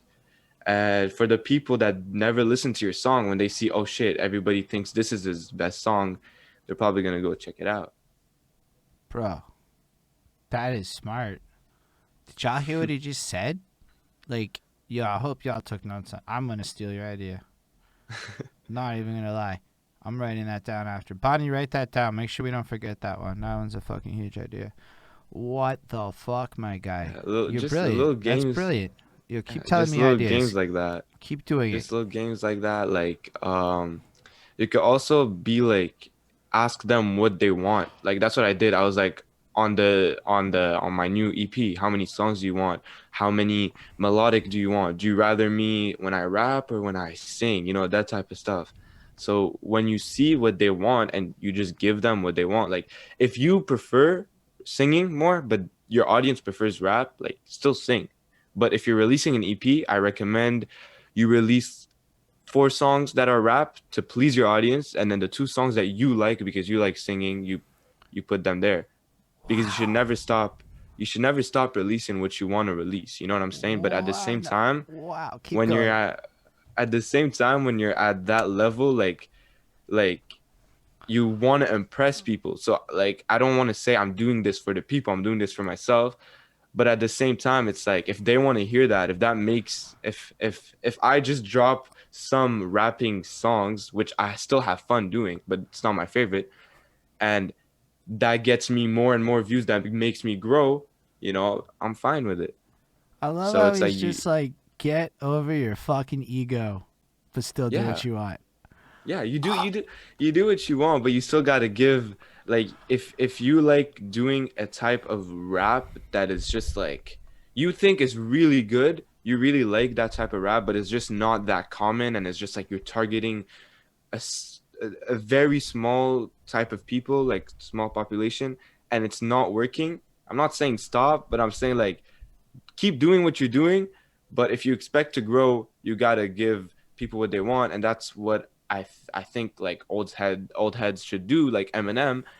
It's like people don't want that old Eminem stuff. They want some new school type shit. So you don't have he doesn't have to switch completely, but you gotta adapt at some point. can you And his last just keep going? Do it. and I feel I feel like his last album was a good it was a good example of that. It was more he adapted more. He had a song with Don Toliver, Young Ma, which I had are the two songs are like the and one with Juice World. These are the only three songs I listened to off the album, I which I like feel like honestly, I like that was unaccommodating a lot. That is a fucking yeah. banging tune. It was he just adapted, you know what I'm saying? He still kept his personality and his type of rapping, but he realized he was like, yo, like at some point you got to give what the people what they want, but still manage to do what you want to do, you know. And once you find that middle part, yo, you won. It's simple. You just got to find that middle part where you do what you want to do, but the people still like it. Y'all know this guy is like, if I were gonna charge you shit, I would say what he's saying for free. Like he's just dropping his knowledge. Like you studied marketing your whole fucking life and understand branding and shit. Like that's really cool actually. I'm like seriously, like a couple of us are like that fucking song bracket thing, eh? That's nuts. Like and then everything you're saying here, it's like compromise. Understand what your audience is. But you even understand target demos. You understand how to find people, like looking for what they're gonna listen to. Um, so you think like the 2 minute songs is gonna stick around forever? I think the 2 minute song is the perfect is perfect. I feel like I see people trying to do 1 minute, 1 minute something, and I feel like that's just a bit too much. That's just like a ringtone.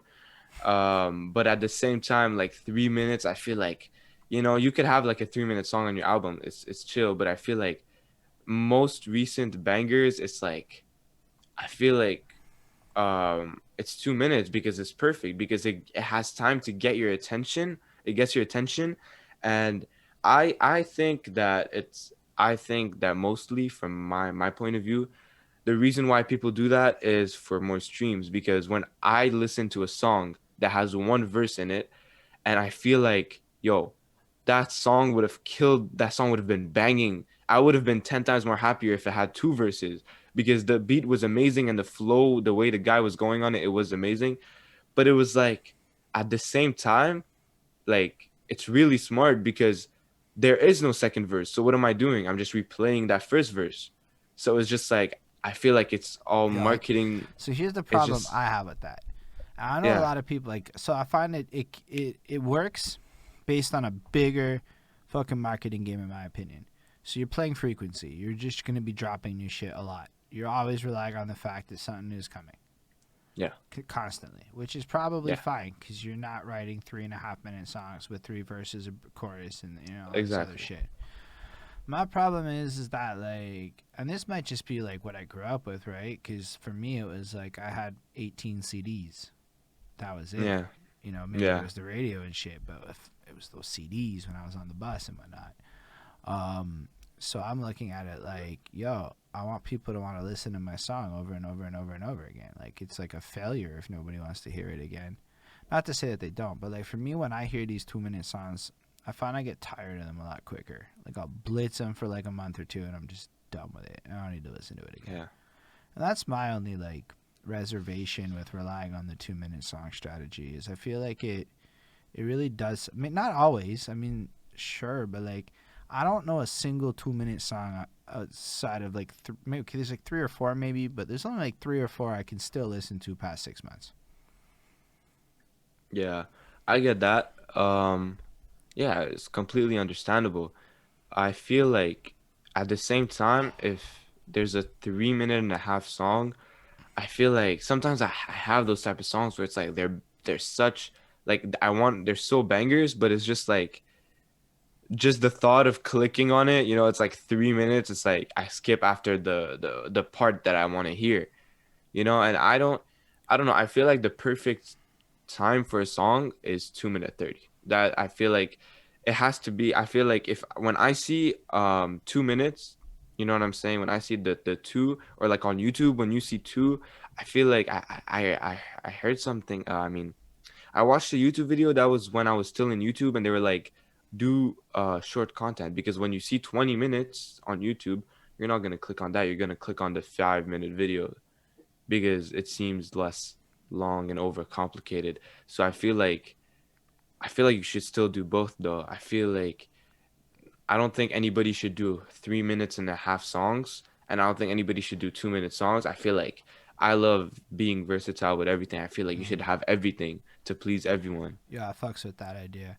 I want to comment on the video then.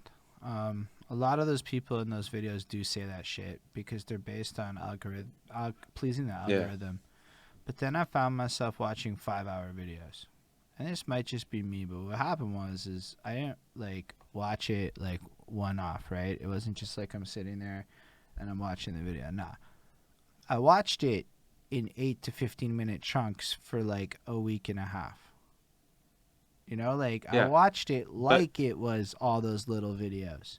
exactly. And then But if it was, the person would have gotten more views nah, and not in the, well, because the SEO doesn't work in that favor. So Google's all about authority. So this was about The Witcher 3, right? Or Witcher 2 or whatever, right? So it was like yeah. fucking big ass video.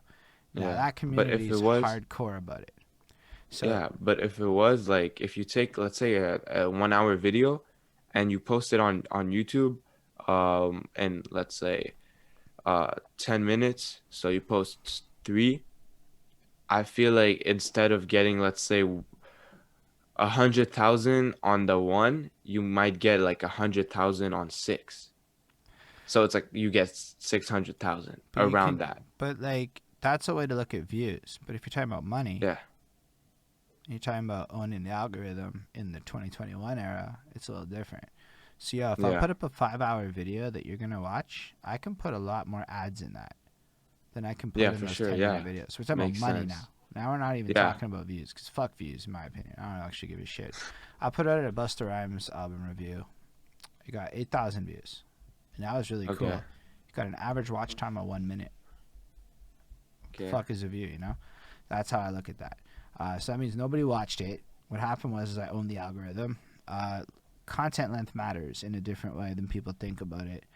Every time you make a video, it's okay. Like for songs, it's a little different because it's music and it's a whole different game. But if you're talking about the rest of YouTube, we're all competing on keywords. So you're gonna type some blah blah blah, the recommended, all of that. It's like a keyword competition. It's like a big gamble.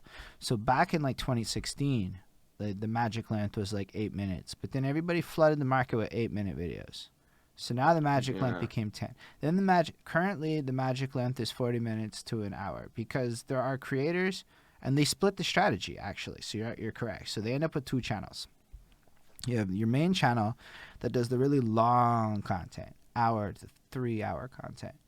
And that is for the people that are fucking hooked on you and your personality. Because you get to a point, Yeah. especially when you're at work, where you don't want to find videos. And this is usually a work thing for me. That's why I think it might be an older skewing thing. Because I'm at like fucking work. I don't have time to be looking for a new fucking video every like 15 minutes. You know, it's actually Yeah. bad for me. The other side of it is you're right about that. So like you chop shit up. So like this guy D'Angelo Wallace is a perfect example in my opinion. He has two channels. One is 10-minute videos. All it is 10-minute videos. The other, honestly, they just got longer. They just keep getting longer. And I find a lot of people, especially in certain communities, really own it. But part of it is keyword owning. If you want your video to still be like relevant and show up in search results years from now, you kind of need some length on that shit. Because, Yeah, for currently sure. the length is like 40 minutes, but then all the 40-minute videos cover all the knowledge. So now you need 60-minute videos. And this is a really basic way of how Google sees shit. That's why you'll notice articles are getting longer and longer. They're getting more and more structured, more and more bullet points. It's because Yeah. Google is ranking shit based on what it thinks is the most authoritative information on a subject. So a lot of that short-term attention span shit is not based on engagement metrics, but based on how to optimize views. But then views shifted to watch time. So it's what makes people watch more. So trust, people want long-ass videos now because Yeah. one long-ass Makes video of sense. good content makes people watch. But that's a YouTube game. Listen, man, we're like literally an hour and 30 something minutes into this interview and we haven't dropped under 10 viewers the whole time. I'm not saying these are great numbers. I'm saying that in the scheme of things, if you make something people are interested in, they're going to watch. Yeah. But there is multiple sides to the market. Like, you're correct. Make sure you've even said it like multiple times. Make sure you create something for make something for everybody. You know, make sure you cover all your bases. So I feel like really wise creators are stacking that. Like, yo, we're gonna have when we're done with this, we're gonna have a bunch of clips that are like 8 minutes, whatever, and then we're gonna have the full video for anybody that really wants to come. And Yeah. it kind of like creates a bit of a content funnel for it. And it's true. Everybody here never heard of JK before, by the way, and they're all sitting here still watching you. Maybe they're not Yeah. all of the young folk that you know with the short attention spans, but a lot of other people in other markets may actually be there. And as like Drew said, there's markets for both short and long. We got to capitalize for sure. And then the same thing, like what you pointed out with music, because I'm telling you, for me, I think a 4 minute song is wonderful. I fucks with 4 minutes. But I like complete shit. But I also like rock music a lot. You look at rock and there's this like more complete structure beyond just Yeah. here's a hot verse on a beat, he's flowing, it's whatever. I like songs like that. Like, I want the intro and the evolution and the progression. Like, that's what I fucks with. So I really love shit where, like, honestly, the song starts in place A and it's like, what's a great song to me? Sicko World or whatever. Sicko mode. Yeah, the one with Drake and Travis Scott. Yeah. That shit is Yeah. like one of my favorite modern pop songs. I think it is a wonderful experience, and the shit's 6 minutes long, and I can listen to that on repeat because so much Yeah. is happening, and it just keeps evolving and creating this new. It's almost like 4 2-minute songs like strung fucking together, Yeah. So like I to me, feel like so yeah, go on. I feel like it goes deeper than that though. I feel like if I'm an artist right now, right? After this interview, I'm gonna go to my studio that's in my room, and I'm gonna make a 1 minute song, and I'm gonna make a 5 minute song, and I'm gonna make a 3 minute song and a 2 minute song, and I'm gonna release all of them, and just because people don't realize it's like people they always say like I think people like that more. I think people like that more. Well, drop it and see what they like. And if people fuck with both, then keep on dropping both. And I feel like it goes even deeper than that, where I got this amazing. I found a Lil Yachty song where it's two songs in one. It's literally like two songs, and it's because each song is like 1 minute. Instead of being like, yeah, I'm gonna do two songs of like 1 minute 50 seconds, I'm gonna put them both in one song, and it's just gonna be two songs. And I feel like those new inventions where like it changes, I feel like that just changes everything because you're known for that. I love It's what you're like saying, and you know it's why? like Drake. He's known for the beat switch. I didn't even know Drake was known for that. Yo, Liddy Bros, you like Drake? Is he known for the beat switch? I just started like, I decided I'm a Drake fan like properly like I don't know 3 weeks ago. I said fuck it, I like Drake. I don't know why I ever thought I did it, and I realized Scorpion's one of the nicest albums like that came out, and it's a double album. It's 25 tracks and none of them are 2 minutes. You know, like it's a crazy Yeah. idea, right? Like everyone talks about all that shit, but Drake just dominated Billboard with like a 25 track album. Like I think all of it ranked. Like the entire album was Yeah. on Billboard at one point. Drake is like the biggest artist right now. Biggest artist out here right now. Yeah, I'd agree with that. It's like undeniable. Anybody that doesn't think that, it's just probably not like. I mean, how do you just Google any of like Billboard run and Drake? Right? Yeah. Drake can just like I have people who are like, when's Drake's album gonna drop? Is it coming out this Friday? And he's just fucking with people now. He's just toying with people till he decides it's out. Yeah. That's like the Playboy Cardi situation. I don't know anything about Playboy Cardi. He's been okay, so basically he's just been saying that he's gonna drop his album for like I don't know, like 2 years. And like one week he goes like I'm dropping it Friday, doesn't drop it, and he like said it like I don't know, like 5 times. I honestly don't listen to him, but I got friends that are like, "Oh my God, he's gonna drop." Doesn't drop. He's literally just playing with them, and then he just finally dropped. And it was I don't know if it was worth the hype, but I mean, for him it was because he did crazy numbers, you Mm, know? So, yeah, I definitely think Drake is building anticipation, playing with us. I'm not gonna lie, that is 100% what I think is happening here. But it's cool when Drake drops. I'll review his album because honestly, you should probably pay attention to what Drake does if you're in music, I think. But what I really liked about what you were saying before, and it's something that I don't know if Drew's still with us, but Drew brought it up too, and it was the idea of A B testing. I don't know if you know it by that term, but in corporate America, when you do content marketing courses, they drill home the idea of A B testing. So you present two options to people in a testing format, 1 minute song, 5 minute song, and you go, which of these is going to perform better? And then you go, yeah. this performs better. Let's do more of that. And then you do more experiments. And then you do more experiments. And you were just like, straight up, I'm an artist. That's what I must do. And man, I don't even think half of us think like that, like we're supposed to. Like we go to school to like retrain ourselves to think like that. So I think it's fucking interesting how both you and Drew are like fucking crushing it in terms of momentum and growing and putting up a brand and doing all this. And you're all like, fuck what I want. Let's see what the people want. I mean, Yeah. not like compromising who you are, of course, Yeah, but yeah, for sure. it's a really like smart approach. And I think and I think what I also love about, I guess, what I talked to both of you is you respect the older generation of it all. It doesn't feel like y'all hate old music. Like, do you like Yeah. the olden golden era stuff? Like, do you fuck with any of the old timey stuff? Yeah. I listen to pretty much a lot of Tupac, some 50 Cent, you know, that type of stuff. And it's just I don't really listen to it on my free time except like randomly where it just like shuffles through my 800 song playlist. But it's like if I have friends that just love old school and when we go out and they play it, it's such a vibe. You know what I'm saying? Like I love it, but it's just I don't know why. It's just I don't feel like because it's just I don't associate myself to it. I feel like that's just why. Like it's really good, but I feel like I feel like like you can't wait for it to drop new old school stuff, you know? Mm. So it's like there's no interaction. It's like it's there. And most of these artists are like kind of dead, like Biggie and Tupac. So Yeah, that like kind of most of sucks. these artists are still popping and releasing albums, to be honest. There are a couple of Yeah. major ones that are gone. Let's say 50 Cent is busy with Power, so I guess. But he still put out, like, the Power theme song's really good.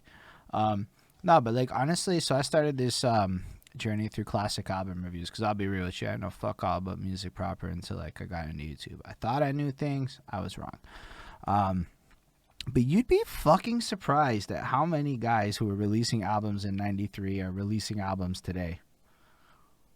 Like Yeah.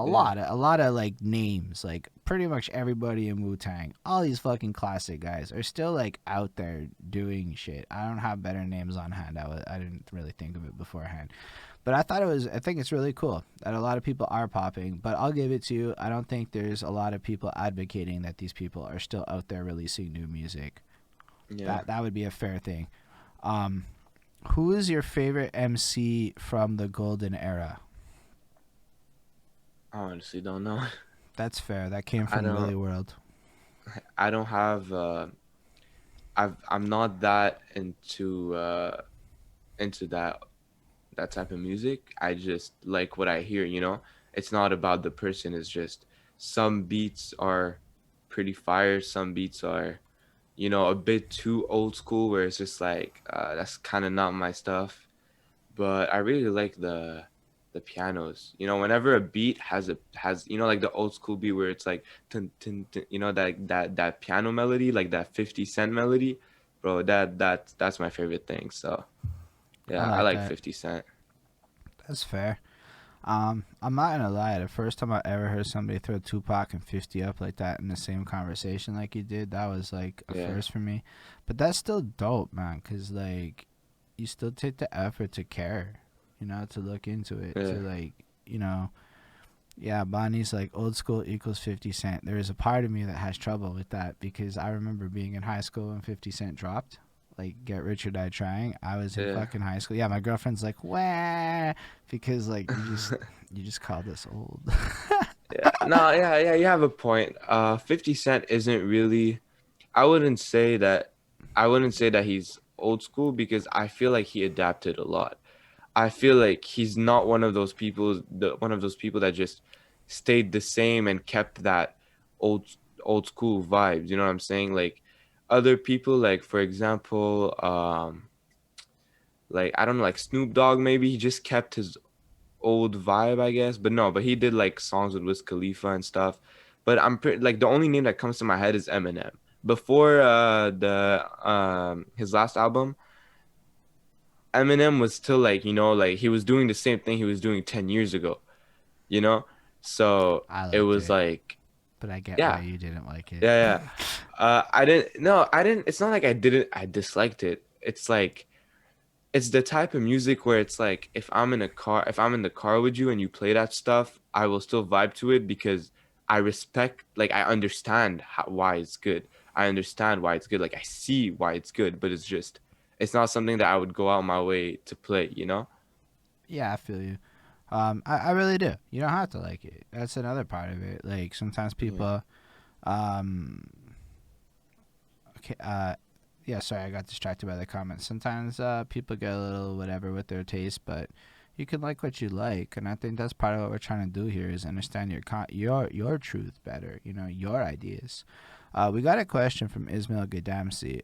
Are you interested in the other elements of hip hop? What type of elements? So basically, in a more traditional way of looking at it, not to say whatever, I'm just trying to paraphrase it for anybody watching this in the future. Hip hop has four main foundational elements. There's the graffiti arts, there's the DJs and turntablism, there's the MCs, and there's the breakdancing. And collectively, these kind of fuse together into the origins of the hip hop Yeah, okay. culture, transcending beyond just the individual art form of how we look at hip hop slash rap as a genre today. Yeah. Like it's a Yeah. lot deeper than that. Yeah, I feel like I like the DJ side of it a bit. It's like I feel like Tyga would be a good example of that DJ side. The way he makes club bangers, like I don't know, like since his comeback, he's been doing is club bangers. Like, you know, I really fuck with that. I know. I feel what you mean. Yeah, So I was thinking more. And I know Liddy Bros is like he's not even gonna know the elements, and I'm like I appreciate that. So it's more like turntablism. So look at it more like not like a club DJ, but like a DJ doing that and yeah, scratches and basically. like when you listen to the old school shits and you got like the DJ scratches and the whole like art of being a DJ in that regard. Yeah, yeah, Not to take away from all the other stuff with the DJs in the clubs, which is a different yeah, for thing. sure, for sure. I'm not even to say that they're all inherently different things, because you can easily argue that that's still DJing, right? But I was Yeah, thinking it more. I'm like, just kind of where it stems from. Like I highly recommend you fuck around and check out some of the history of hip hop in like the bigger context of it. It's mad yeah, fascinating as a cultural movement. yeah. Um, But but it's not only hip hop. You mm, know, like you mentioned you like rock. I didn't know I liked rock, but apparently I do. After, Machine Gun Kelly, he dropped his it's hilarious. so Machine Gun Kelly, he's a rapper, right? Yeah, And then he dropped his rock album, and I heard that and I was like, yep, I I like haven't rock. heard it Yeah. yet. I like rock because I feel like it was like, it was like rock, but it was for like beginners, like it wasn't like too extreme, so it was like easy to like adjust, like it wasn't too different. So I really liked it, and I was like, yo, like the instrumentals were extreme, like hard ass like electric guitars, and yeah, I just really liked it. So it's not only rap that I'm kind of interested in, and I've thought about doing a what's it called, a rock song, but I don't know. I might do a rock song in the future, see how it goes. Nah, man, that's fucking cool that you brought up MGK. So I fuss with Machine Gun Kelly. I don't care what anyone says. There was a Yeah, patch of his career I thought was goofy because he was being goofy. Then he yeah, got like Machine Gun Kelly reinvented the shit. Like not reinvented, but he basically made an album that if that shit came out when I was 15, it would have been like my favorite fucking album. So I'm sitting there going like, yo, Machine Gun Kelly did something cool there. I haven't listened to it in full yet. I've heard snippets, but I saw the general trend he was going, and I really fucks with that. Sorry, I just got to respond.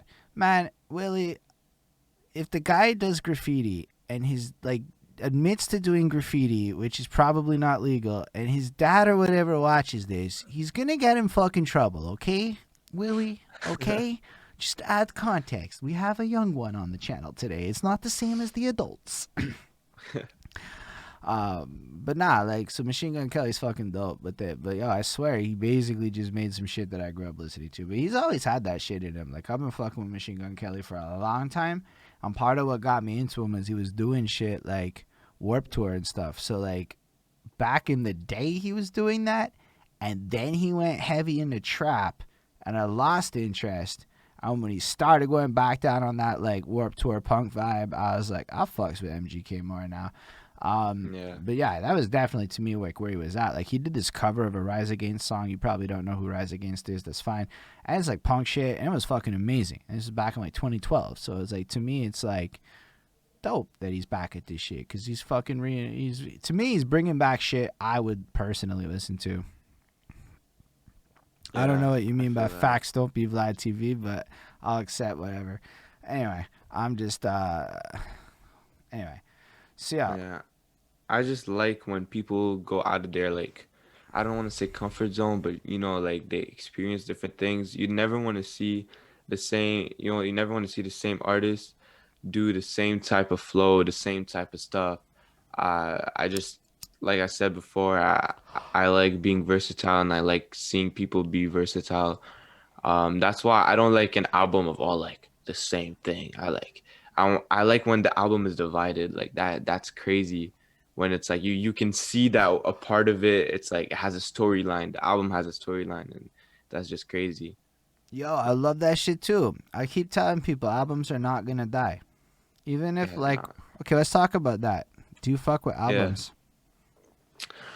I mean, honestly, I really do. I rather my artist release an album, my favorite artist release an album than a EP because I feel like EP is just many songs that he just had laying around, and an album is actually like it has a message in it and it's just more deep. It's just deeper, and yeah, so I would rather my favorite artist to release an album. But as an artist myself, I would love to release an album, but I feel like it's so much work. It You know is. what I'm saying? So I understand why people think it's gonna die, but I honestly don't think. Do you Like, think it's gonna die? Do you think they think it's gonna die because of like the effort?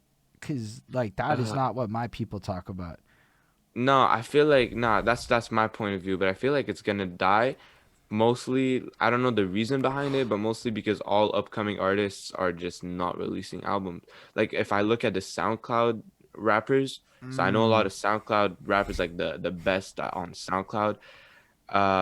Like for example, like Autumn, you know, that type of stuff. So I literally have no idea what type of stuff is on SoundCloud today, my guy. it's literally like I don't really like it. I don't really like it, but it's just it's like Lil Tecca. You heard Lil Tecca, but like a bit worse. I don't know. You could give it a listen.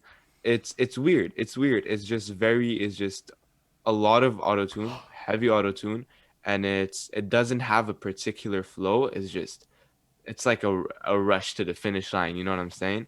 So it's just short songs, um, and it's just EPs. Like none of them are really releasing any albums that I know of, like not a lot, because I feel like that's the new trend. I don't Yeah, know I'll the tell you meanings behind exactly it. what it is. Remember, you were Go watching a ahead. bunch of videos that were like, bro, you gotta put out these little videos because, like, attention spans.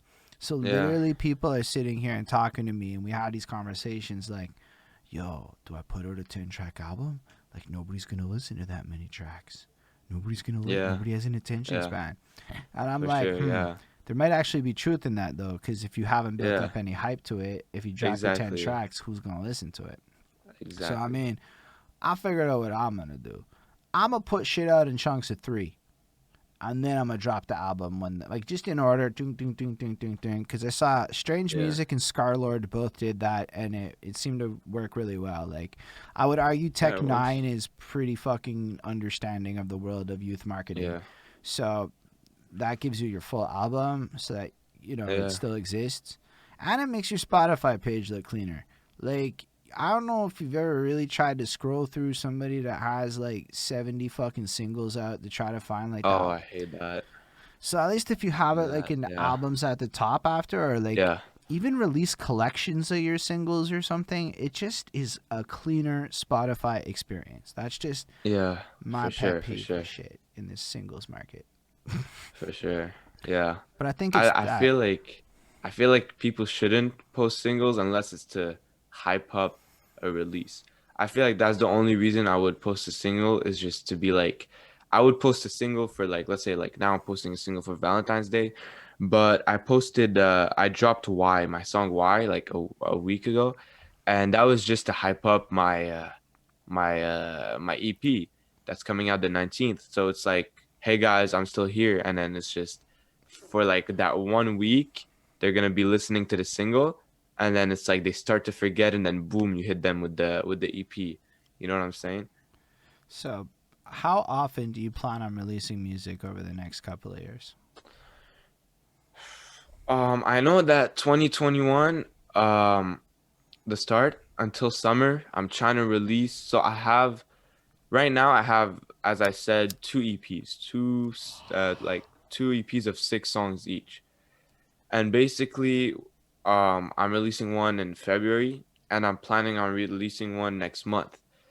So I'm for sure gonna release at least a song a month. That's what I'm trying to aim at. But maybe maybe instead of releasing a single per month, I might go for an EP every 2 months. So I really don't know yet. So I want y'all listening to this just to know, like, you're gonna put out a fuck ton of music over the next Yeah, couple of years. yeah. So you're not even worried about saturating or too much. In your opinion, you just have to Not yet. keep releasing. Because I feel like I'm at this point where it's like some people tell me like whenever I have a new song and I put it like on, let's say on my Snapchat, some people are like, "Yo, is that you for real?" Because it's like I don't have that one sound. It's like every track is different, so it's like I'm like three artists combined. That's how I like to look at it. Cuz I'm not just releasing the same thing. I'm releasing so many different things, And it's like so I don't feel like I could have too many songs out. But yeah, I said that 2020 I was going to go very I was going to post a lot. That didn't happen, but now I'm like, yo, I have to like I have to stick to the plan. And it's better now because I feel like I'm more comfortable making songs because before it was like hard to make a good song. Before it was like I would make 10 songs and one of them would be, release worthy, you know? But I feel like now it's like one out of two. So it's easier, I guess. So I can make I more. just want to like wrap it up because I want you to give yourself Yeah. some fucking credit here. You have written like 300 tracks, Yeah. and you recorded them all and mixed them and shit, or just written them. I can check right now how many I have recorded. So I know I have like around 300 because they're all in my notes and I have like a folder of like 300 something. But if I go into how many tracks I got right now, I got 177 songs on my phone. Wow, like wow. Yeah, So yeah. you don't even go. You'll just record anything. You know, like how. Yeah, because I feel like like what they miss to see is that that's it's practice makes perfect. Mm, Like you record and then you re-listen to it, and it's like I feel like I don't know for I don't know for other artists, but I feel for me it's like I don't know if the song is good while I'm recording it. It's when I'm done, I take like a 30-minute break and then I come back to it, listen to it, and then I know. So it's like I don't know unless I finish it. So I just do tracks and just have fun with it. that's incredible. I read the Gucci Mane book recently, and that's what Gucci did. He just kept recording and recording and recording, and he didn't really think about it. Didn't care. Just kept fucking recording. Like, yo, Yeah. man, I'm not even gonna lie, JK. You have recorded 370 whatever tracks, written 300. You're teaching yourself to be an engineer. You're participating in Instagram contests and leveraging your family like a boss. Most of us are too fucking cowardly to do that. Yo, as Flacco, my boy, just said in the chat, 10,000 hours is 100% something you're on your path to like achieving. You probably fucking clocked somewhere in the ballpark of on your way there for real with the amount of practice you put in. All of that, you're not even an adult. Um, Yeah, I feel like at the same time, like people say like you're not even an adult, but I feel like that's the best part. I feel like this is like I have to now because once you're an adult, you got responsibilities, stuff like that. It's harder, like for me right now, just having school is like just a lot of time. Like I barely have time to record. But I'm just thinking like, bro, like when I'm gonna be in university, I'm gonna have a job, that type of stuff. Will I have time to record? So I'm like, yo, I have to do this like now, you know what I'm saying? So it's just that's it. so yeah, you definitely drop an OG advice. Like literally, you are an incredibly smart person that I've like. It Thank is you, man. incredible your work ethic. You are definitely on your path to some fucking great things, and I say that with all Appreciate love. it. Like it makes me happy to just hear all the things that you have fucking said tonight. Like I don't think you really like are even fully aware of how deep it goes. Cause I mean, I've talked to a lot of people. You sound really fucking like out there with it in terms of on the path, man. Have you ever did? So how do you deal with visuals? Do you record your own visuals and shit? I mean, how do I do? So I went to New York once with my sister and her boyfriend, and her boyfriend is like really supportive of my music, and he's even on a couple of my tracks, right? So we filmed a couple of scenes there, but I didn't really take time to edit it because it wasn't really like, it was just like, oh, I'm in New York, just film this, play the song and just film it.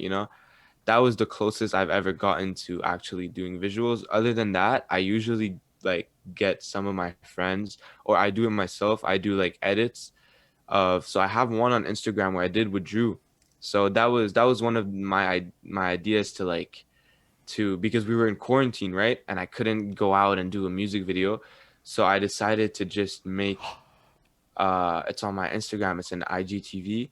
So we just filmed many like different scenes of us in our home, and we took videos that we have from the past, like parties, stuff like that, all crumbled it and made it like a video, like a music video. It was a music video, and it was just like parties and stuff like that, and stuff like that. And it was really like, I felt like that was a good way of promoting my music because I couldn't go out and get my friend to film me. And that was like during the summer when we were all like completely locked down.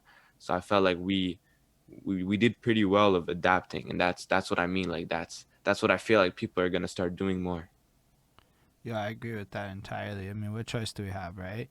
Like, to Yeah. me, like, I was kind of happy with the lockdowns. It was nobody wanted to come over to record. Before it was like everyone wanted to do it in person, and so people would come here. Shout out Willie Scandals. He actually fucking came here before it was like Twitch. And then September hit, and now it was illegal to have anybody come to my crib proper until the end of the year. And I'm like, oh, that's kind of bad. So we started going online Yeah. and just like fucking lit up. Because Yeah, apparently, and it's if you don't have it's to, working. because if you don't have to leave your That home, Yeah, it's working. Like that Zoom like these Zoom calls, they're working. Like I saw Drew do it when he was doing it with a feature he had. So he had somebody on his song and they did a Zoom call and he just recorded it and posted it on Instagram where they talked about the song. And it's just like you're doing it right now, and it's just I feel like you're really like adapting to what's most likely is going to be the future. Because to be real, I feel like if everything goes back to normal and there's no COVID, I still think some people are gonna still rather do it when they're home. Because some people are busy and some people are just like they just rather do it at home, where it's just like they put their computer and they do it online. So I feel like this could also be like the future, even when Corona's over. yo. But yeah, that's like a So long first of time. all, I was into this shit before Corona. I was like literally in 2019 going, work from home makes so much more sense. Why am I wasting? Because I got mad at snow. Every winter, the same thing happened, man. It went Yeah, from like because I could bike to work, so it's like 25, 30 minutes there yeah, back. I could handle that. Now it's 90 minutes there and like 90 minutes back. And 3 hours a day on a bus is just not going to make you feel happy in this city. yeah, for sure. So I started getting more and more frustrated, and I started thinking about like how much time I lost going to work and coming home. And I'm like, nah, man, I'd be like a better employee if I never had to go to the office again. Because like where I work, it's completely we can do it all remote, etc., etc. Like Yeah. I was already Okay. working from home 1 day a week because I was doing some vocal work and shit. So this is actually the only piece of gear I don't own. This belongs to my company. Um, Yeah. and basically like I just realized like I'm like way more efficient at home. And then Yes. so I'm Some like people talking are. about that. I bought a computer. I was getting ready for virtual reality, all of this stuff. So I was like ready. I'm like I'm gonna get into it. And then nobody else cared. Like literally nobody else agreed with me. And I'm like, wait, what? And like everyone's like, yeah, I gotta be in the office. It's the perfect place. Nobody will get work from done at home. Fuck virtual reality. I love real life. And I'm like, oh. And then I was like, okay, I guess that's all right. And then COVID came, and it was like, huh, look at that. We can all work from home. Not Yeah. everyone, obviously. Um, Yeah. and now everybody likes being on the internet more. Huh. Look at that. I guess it was just that. But I agree with you, man. For me, it's like you're a little maybe too young for this, but it comes down to like the legalization of certain products, making it like hard to go out and consume those things because can't do it inside, so you have to go outside. And like 6 months a year in Montreal, like Come on, like people are gonna stay home. I don't like yo. Your summers are gonna be late. I think the summers are gonna be all sorts of live shows. Yeah. Gonna be super late. Everybody's gonna go out for like the 4 months a year, 5 months a year. We all go out, and then what? We all hibernate the other 7 months. Like everyone acts like they really. I went to go see Dax because I knew like Yeah. two separate people that were opening. I had to stand in line for 30 minutes in the fucking -5 degree weather to see Dax outside. I don't know that I want to do that ever again. Like I I don't did know. the same thing for Travis Scott. I went to see Travis Scott downtown. It was like minus 25 degrees. And it was just like, and we had to wait outside because, Travis Scott, it was busy. Yeah, I was just like, nah. I was like, yeah, it was like a one-time thing. Next concert is gonna be in the summer. Yeah. Mm. But like, let's say you had the choice on a December day where it's -20 of spending eighty Yeah. dollars to stand in the cold and get the live show versus $15 to watch it on your phone. I really don't know. Because I feel like I'm really a person that likes that thinks like, yo, like being there is a lot more different than online when it comes to like like soccer matches, basketball, or like concerts. I think that but it depends because it depends who's performing and how big, there's a lot of factors because if Travis Scott is performing, I'm for sure gonna go in person. But if you're telling me like DJ Khaled's performing, I would rather go online because it's like, he's not gonna be like, raging on the, with a lot of bass, so it's just gonna be like it's gonna be a cool show, but it's like Travis Scott is really known for like going super crazy on stage. So you think that it's going to come down to certain artists are going to be able to craft live shows worth paying money for, Yeah. but do you feel that most artists are going to be able to do that? No, I feel like there's a Yo, certain amount of artists that got what it takes, and the only one that comes to mind right now is Travis Scott. That's that's the only one that comes to mind. Other like Lil Uzi, maybe, those type of people that just go crazy I that just just see Waka jump in the Flocka Flame. crowd. Yeah, but it's like Drake, maybe because he's really popular, but like, you know what I'm saying? But like, people need that spice in person that's gonna make people want to go and spend money instead of going on So their you're phone and just checking saying it out. Drake might not have the live show required to pull those kind of. I mean, Drake cut out popularity. His Yeah, live show. cut out popularity. Yeah, I don't think that because I've never seen Drake perform, but I've seen videos, and it's just like he's just performing. But I feel like you just need to be different. Like, um, Travis Scott had a roller coaster. When I went to see him, he had a roller coaster in the air. He had a whole roller coaster inside of the Bell Center. So that when you see that, when you hear about that, when you look online and you see that, and when he went to Chicago, he had that, or when he did his concert over there, you're like, bro, if he comes to Montreal, he's probably gonna do that. I would love to pay to see that. But when you see Drake, that's just walking on stage, singing, it's like, do I really want to spend money on that? But I mean, it's Drake. I mean, yeah, I hear you, it's Drake. But you could take like any other name and sub in Drake, and it really Yeah, becomes a true statement. But I think that's just, I yeah, never even really thought about that. I mean, I can think of some people that I would, like, basically, it's like, maybe not even turning up, but it's like the show element of it, you're saying. yeah, Like Insane Clown Posse does this really well. Love them or hate them. But I went to see Insane Clown yeah, Posse at Fafun's, and they have this whole carnival set up on the thing. And then basically their whole shtick is they take Fago soda and they shake it up and they spray the crowd for like fucking 2 hours. So you walk out of there head to toe drenched in soda. It's a yeah. That's crazy. fucking experience. It was one of the best nights Yeah, I ever spent $20 on. I don't care what anyone says. If you've never been hit in the face with some Fago bumping some fucking Insane Clown Posse, I don't know. It's just you don't even have to like their music. It's just an insane yeah. experience, right? Like Yeah, it's yeah. That's what I mean. But like there's I don't know, I think it's the Migos that had a Lamborghini hanging from the ceiling at their concert on top of the crowd.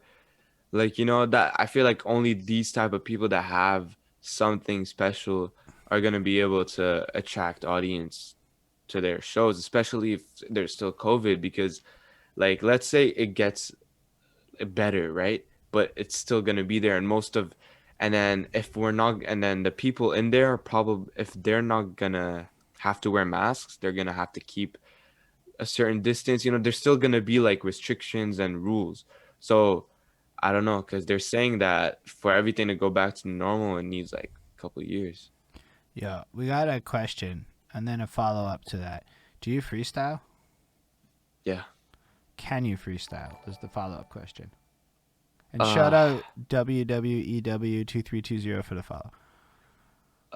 yeah.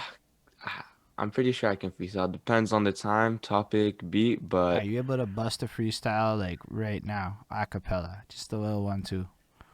uh, okay. Do you have a topic in mind? Yo, anybody have a topic?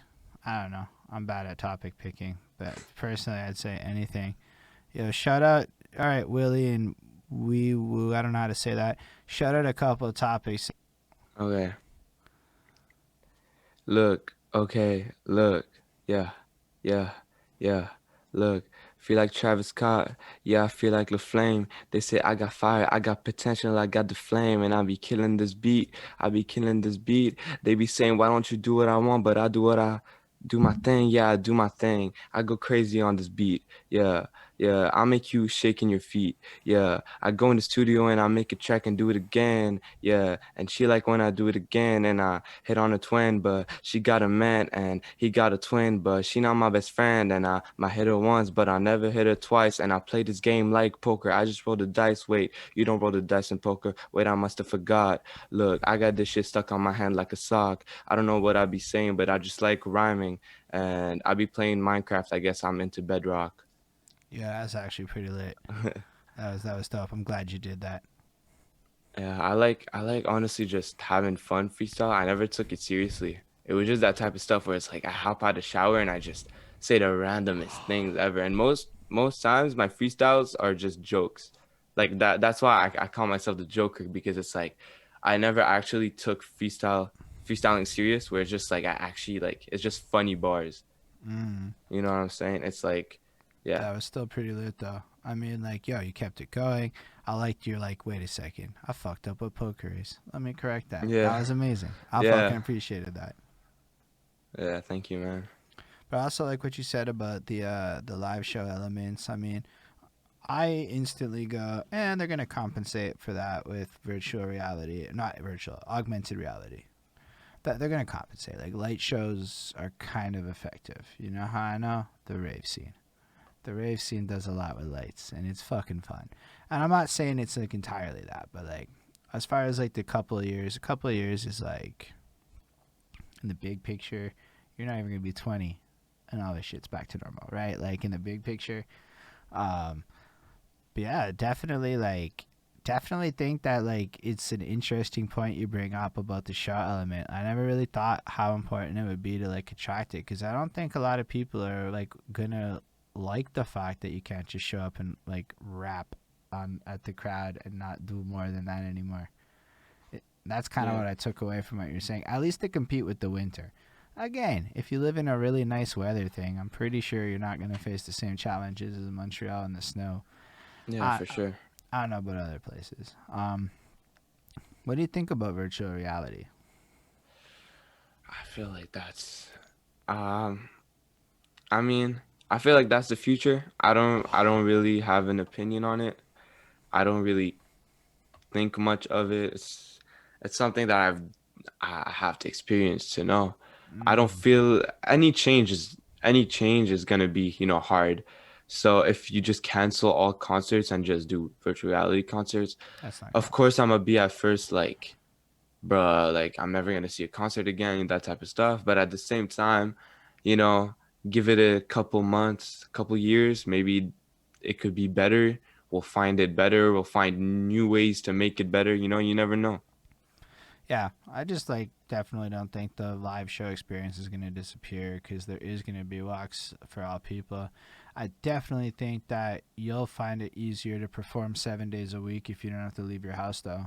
I think a lot of us are Exactly. like One thing I like Yeah. about this show that like I know a lot of like I don't like being at the bar for 7 hours sometimes. Not always, but like that's why I'm like to me the bar doesn't seem like where it's gonna be.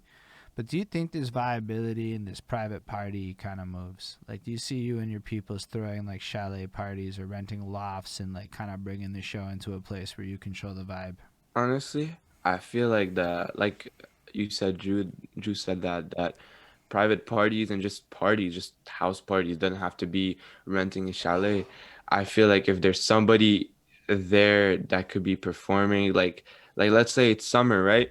And this guy has like a huge pool, and you just you could be like, yo, can I perform? If he's your friend, can I perform? You just play your songs on the speaker and just jump around, and everybody's gonna follow. Like at the end of the day, is you just got to be entertaining. And if you just have fun, everybody's gonna have fun. I feel like that's it. So it's gonna be really easy for young artists to uh to do that because you don't actually have to go to a bar, and I don't know how it worked, but you don't actually have to like book something or whatever. Yeah, It's with just all your that. friend.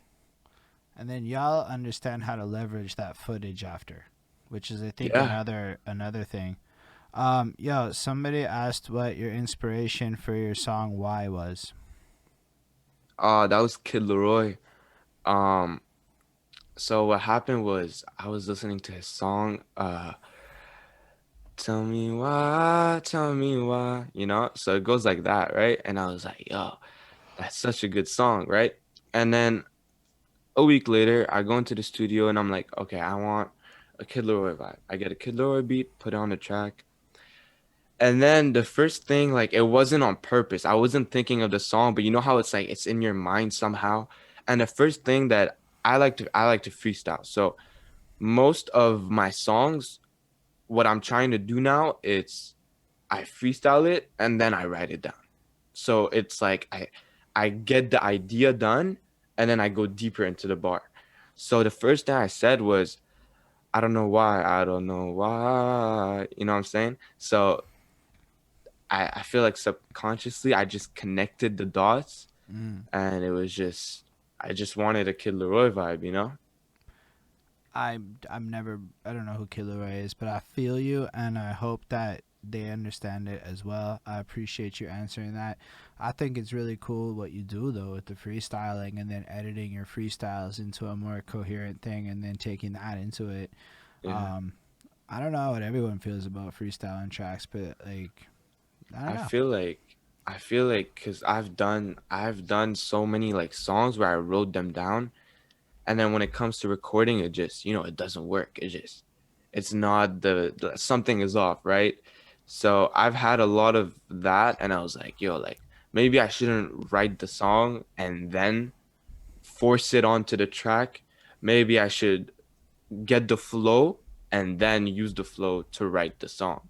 Because I would force a flow on the track and it wouldn't really sound, it wouldn't sound bad, but it wasn't really catchy. But once you get a catchy flow, you could say anything. So you just fill up the spaces with words, but you got the flow. So I use freestyle mostly to get the flow and like the topic. Yo, that's actually really nifty. You're not even the first person to say that to me, but the last person to say that to me was a guy trying to figure out what y'all are doing and trying to adapt his sound and then go about it. And he basically said the same thing. He comes up with the melody, figures out the flow, and then he plugs in words. Yeah, And it's just like fucking plug and play. yeah. Um, we got another question. Are you interested in ciphers? I did a cipher with Drew. He had a cipher and he had a cipher song, and he was like, "You want to hop on it?" And I hopped on it. But when you say ciphers, like, what do you mean? Just like Bunch like of a rappers freestyle? freestyling, rapping, just passing the mic around, busting Like a rhymes. Yeah, okay, so like, but a track or like a video type Like thing, more like a live experience where just a bunch of people's a rapping. live experience. Okay, yeah.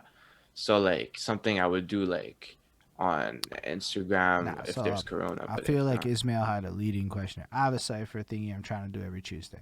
It's a bunch of us on a yeah. Zoom call, and a bunch of beats Okay. is playing, and then motherfuckers are just rapping, and the next guy raps, and the Okay, next guy raps, so it's and the not next an guy raps. actual track. Okay. Nah, it's just All rapping. right, yeah, I'd be just, yeah, low key. That would be fire. Like I already do that with with Lewis, um, we whenever he comes over, we just throw each other. You know, we put a beat, we throw each other. You know, I go 4 bars, you go 4 bars. I go verse, he goes a verse.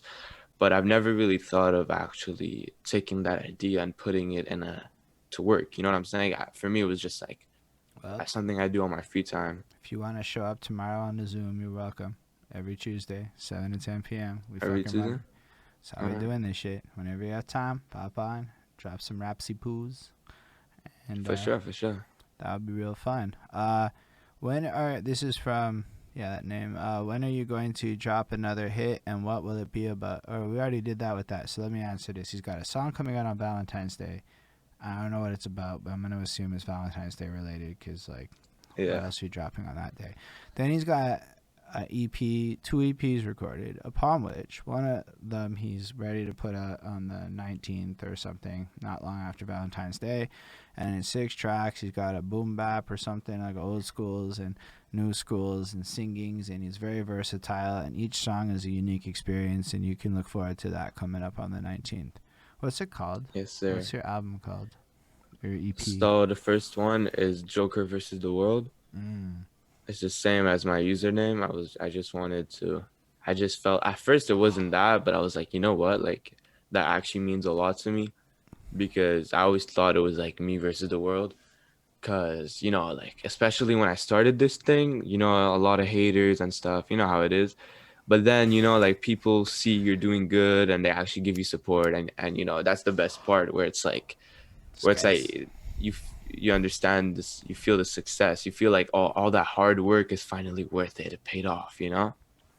I do. So yeah. I just feel like you've gone through like what takes most of us 8 to 10 years, and like you're not even 18 yet. That's nuts to me. I'm still processing that because you're a very impressive guy, man. This is like enthralling, honestly. Thank you, man. You're like the kind of guy I talk to, and I'm like, yo, the future's bright. Yo, the whole world's gonna be better. Like, fuck, you guys are just gonna solve all these problems. Like, we're gonna be sitting there struggling. And I'm like, yeah, fuck that. Like, look at that. We can solve the plastic issue with this, and we're gonna be like, huh? And you're just gonna like outthink us all. That's what I'm saying there. Um, do you? Because I know you said, Rick, for now you're just rapping. Do you have plans of fucking around with like actually pursuing rock bands and like other kinds of music? Like, is that actually something you're gonna delve down or? I honestly think the what I have in mind is and like max I just drop a EP that's rock. I Mm, feel like that's the furthest I would go with the rock thing.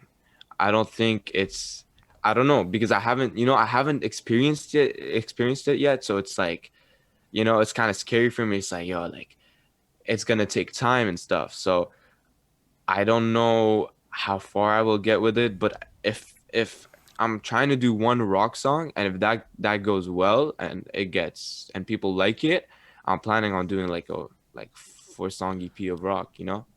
would you go about rock the same way with hip hop? Like find a beat, or would you like find a band and like put that shit together?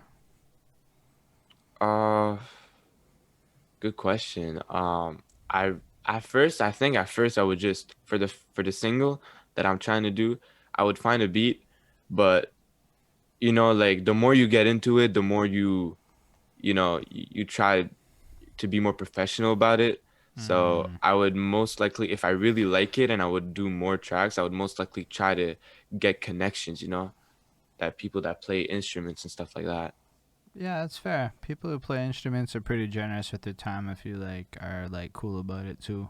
Yeah, Alright, so I definitely think that we covered like a whole bunch of stuff, man. I think you're a super impressive guy. I don't know if there's any thank you. questions that y'all have in the chat. Let's call this like a good last call. So if you want this to go another 40 minutes, you better ask me 40 minutes of questions. That's all I'm saying, people in the audience.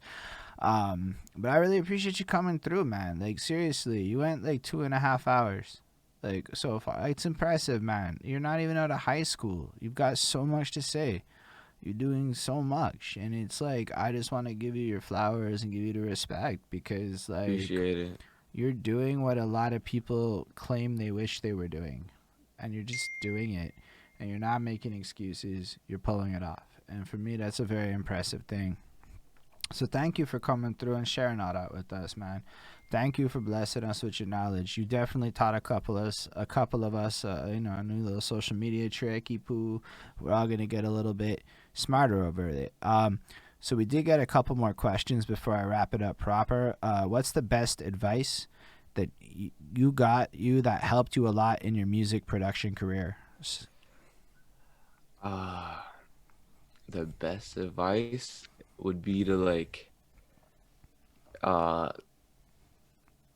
listen listen to what people want, honestly. That's the best advice because not what people want, but listen to people. Just listen to your audience. That's the best advice because some at first I was like, yo, he's just a hater. But then it's just like if you think of it that way, you're not getting anywhere. You got to think of it as like positive criticism, and if he says your flow isn't good, then try new ways to make your flow better. You know what I'm saying? Yeah, I do. I really appreciate that. That's some fucking big knowledge nuggets. Last question here is given that you have the cover of your song, you have an anime image, are you a fan of anime? Yeah. Um, I'm kind of a late fan of anime. I've recently joined the anime group thing, and I've watched a good amount of anime shows. Um, that's fair. To answer the next question, you can answer it. Do you do music for yourself or for people to hear your talent? So, that's a hard question because at first it's both because at first I started for myself because I've been doing music for about like 4 years and I only dropped like 2 years ago. Before it was just like for me, I was just having fun with it. But at the same time, I feel like I have a good amount of talent and I feel like I should use it. You know, it'd be a waste not to post, not to drop all my songs. So it's like at the end of the day, it's both. I make the song for me. This is why I do music, and like the only I drop it to show it to people. But if I didn't want to show people my talent, I would still make music, but just keep it to myself. So it's kind of Mm, both. I really fucking love that. Shout out JK fan page.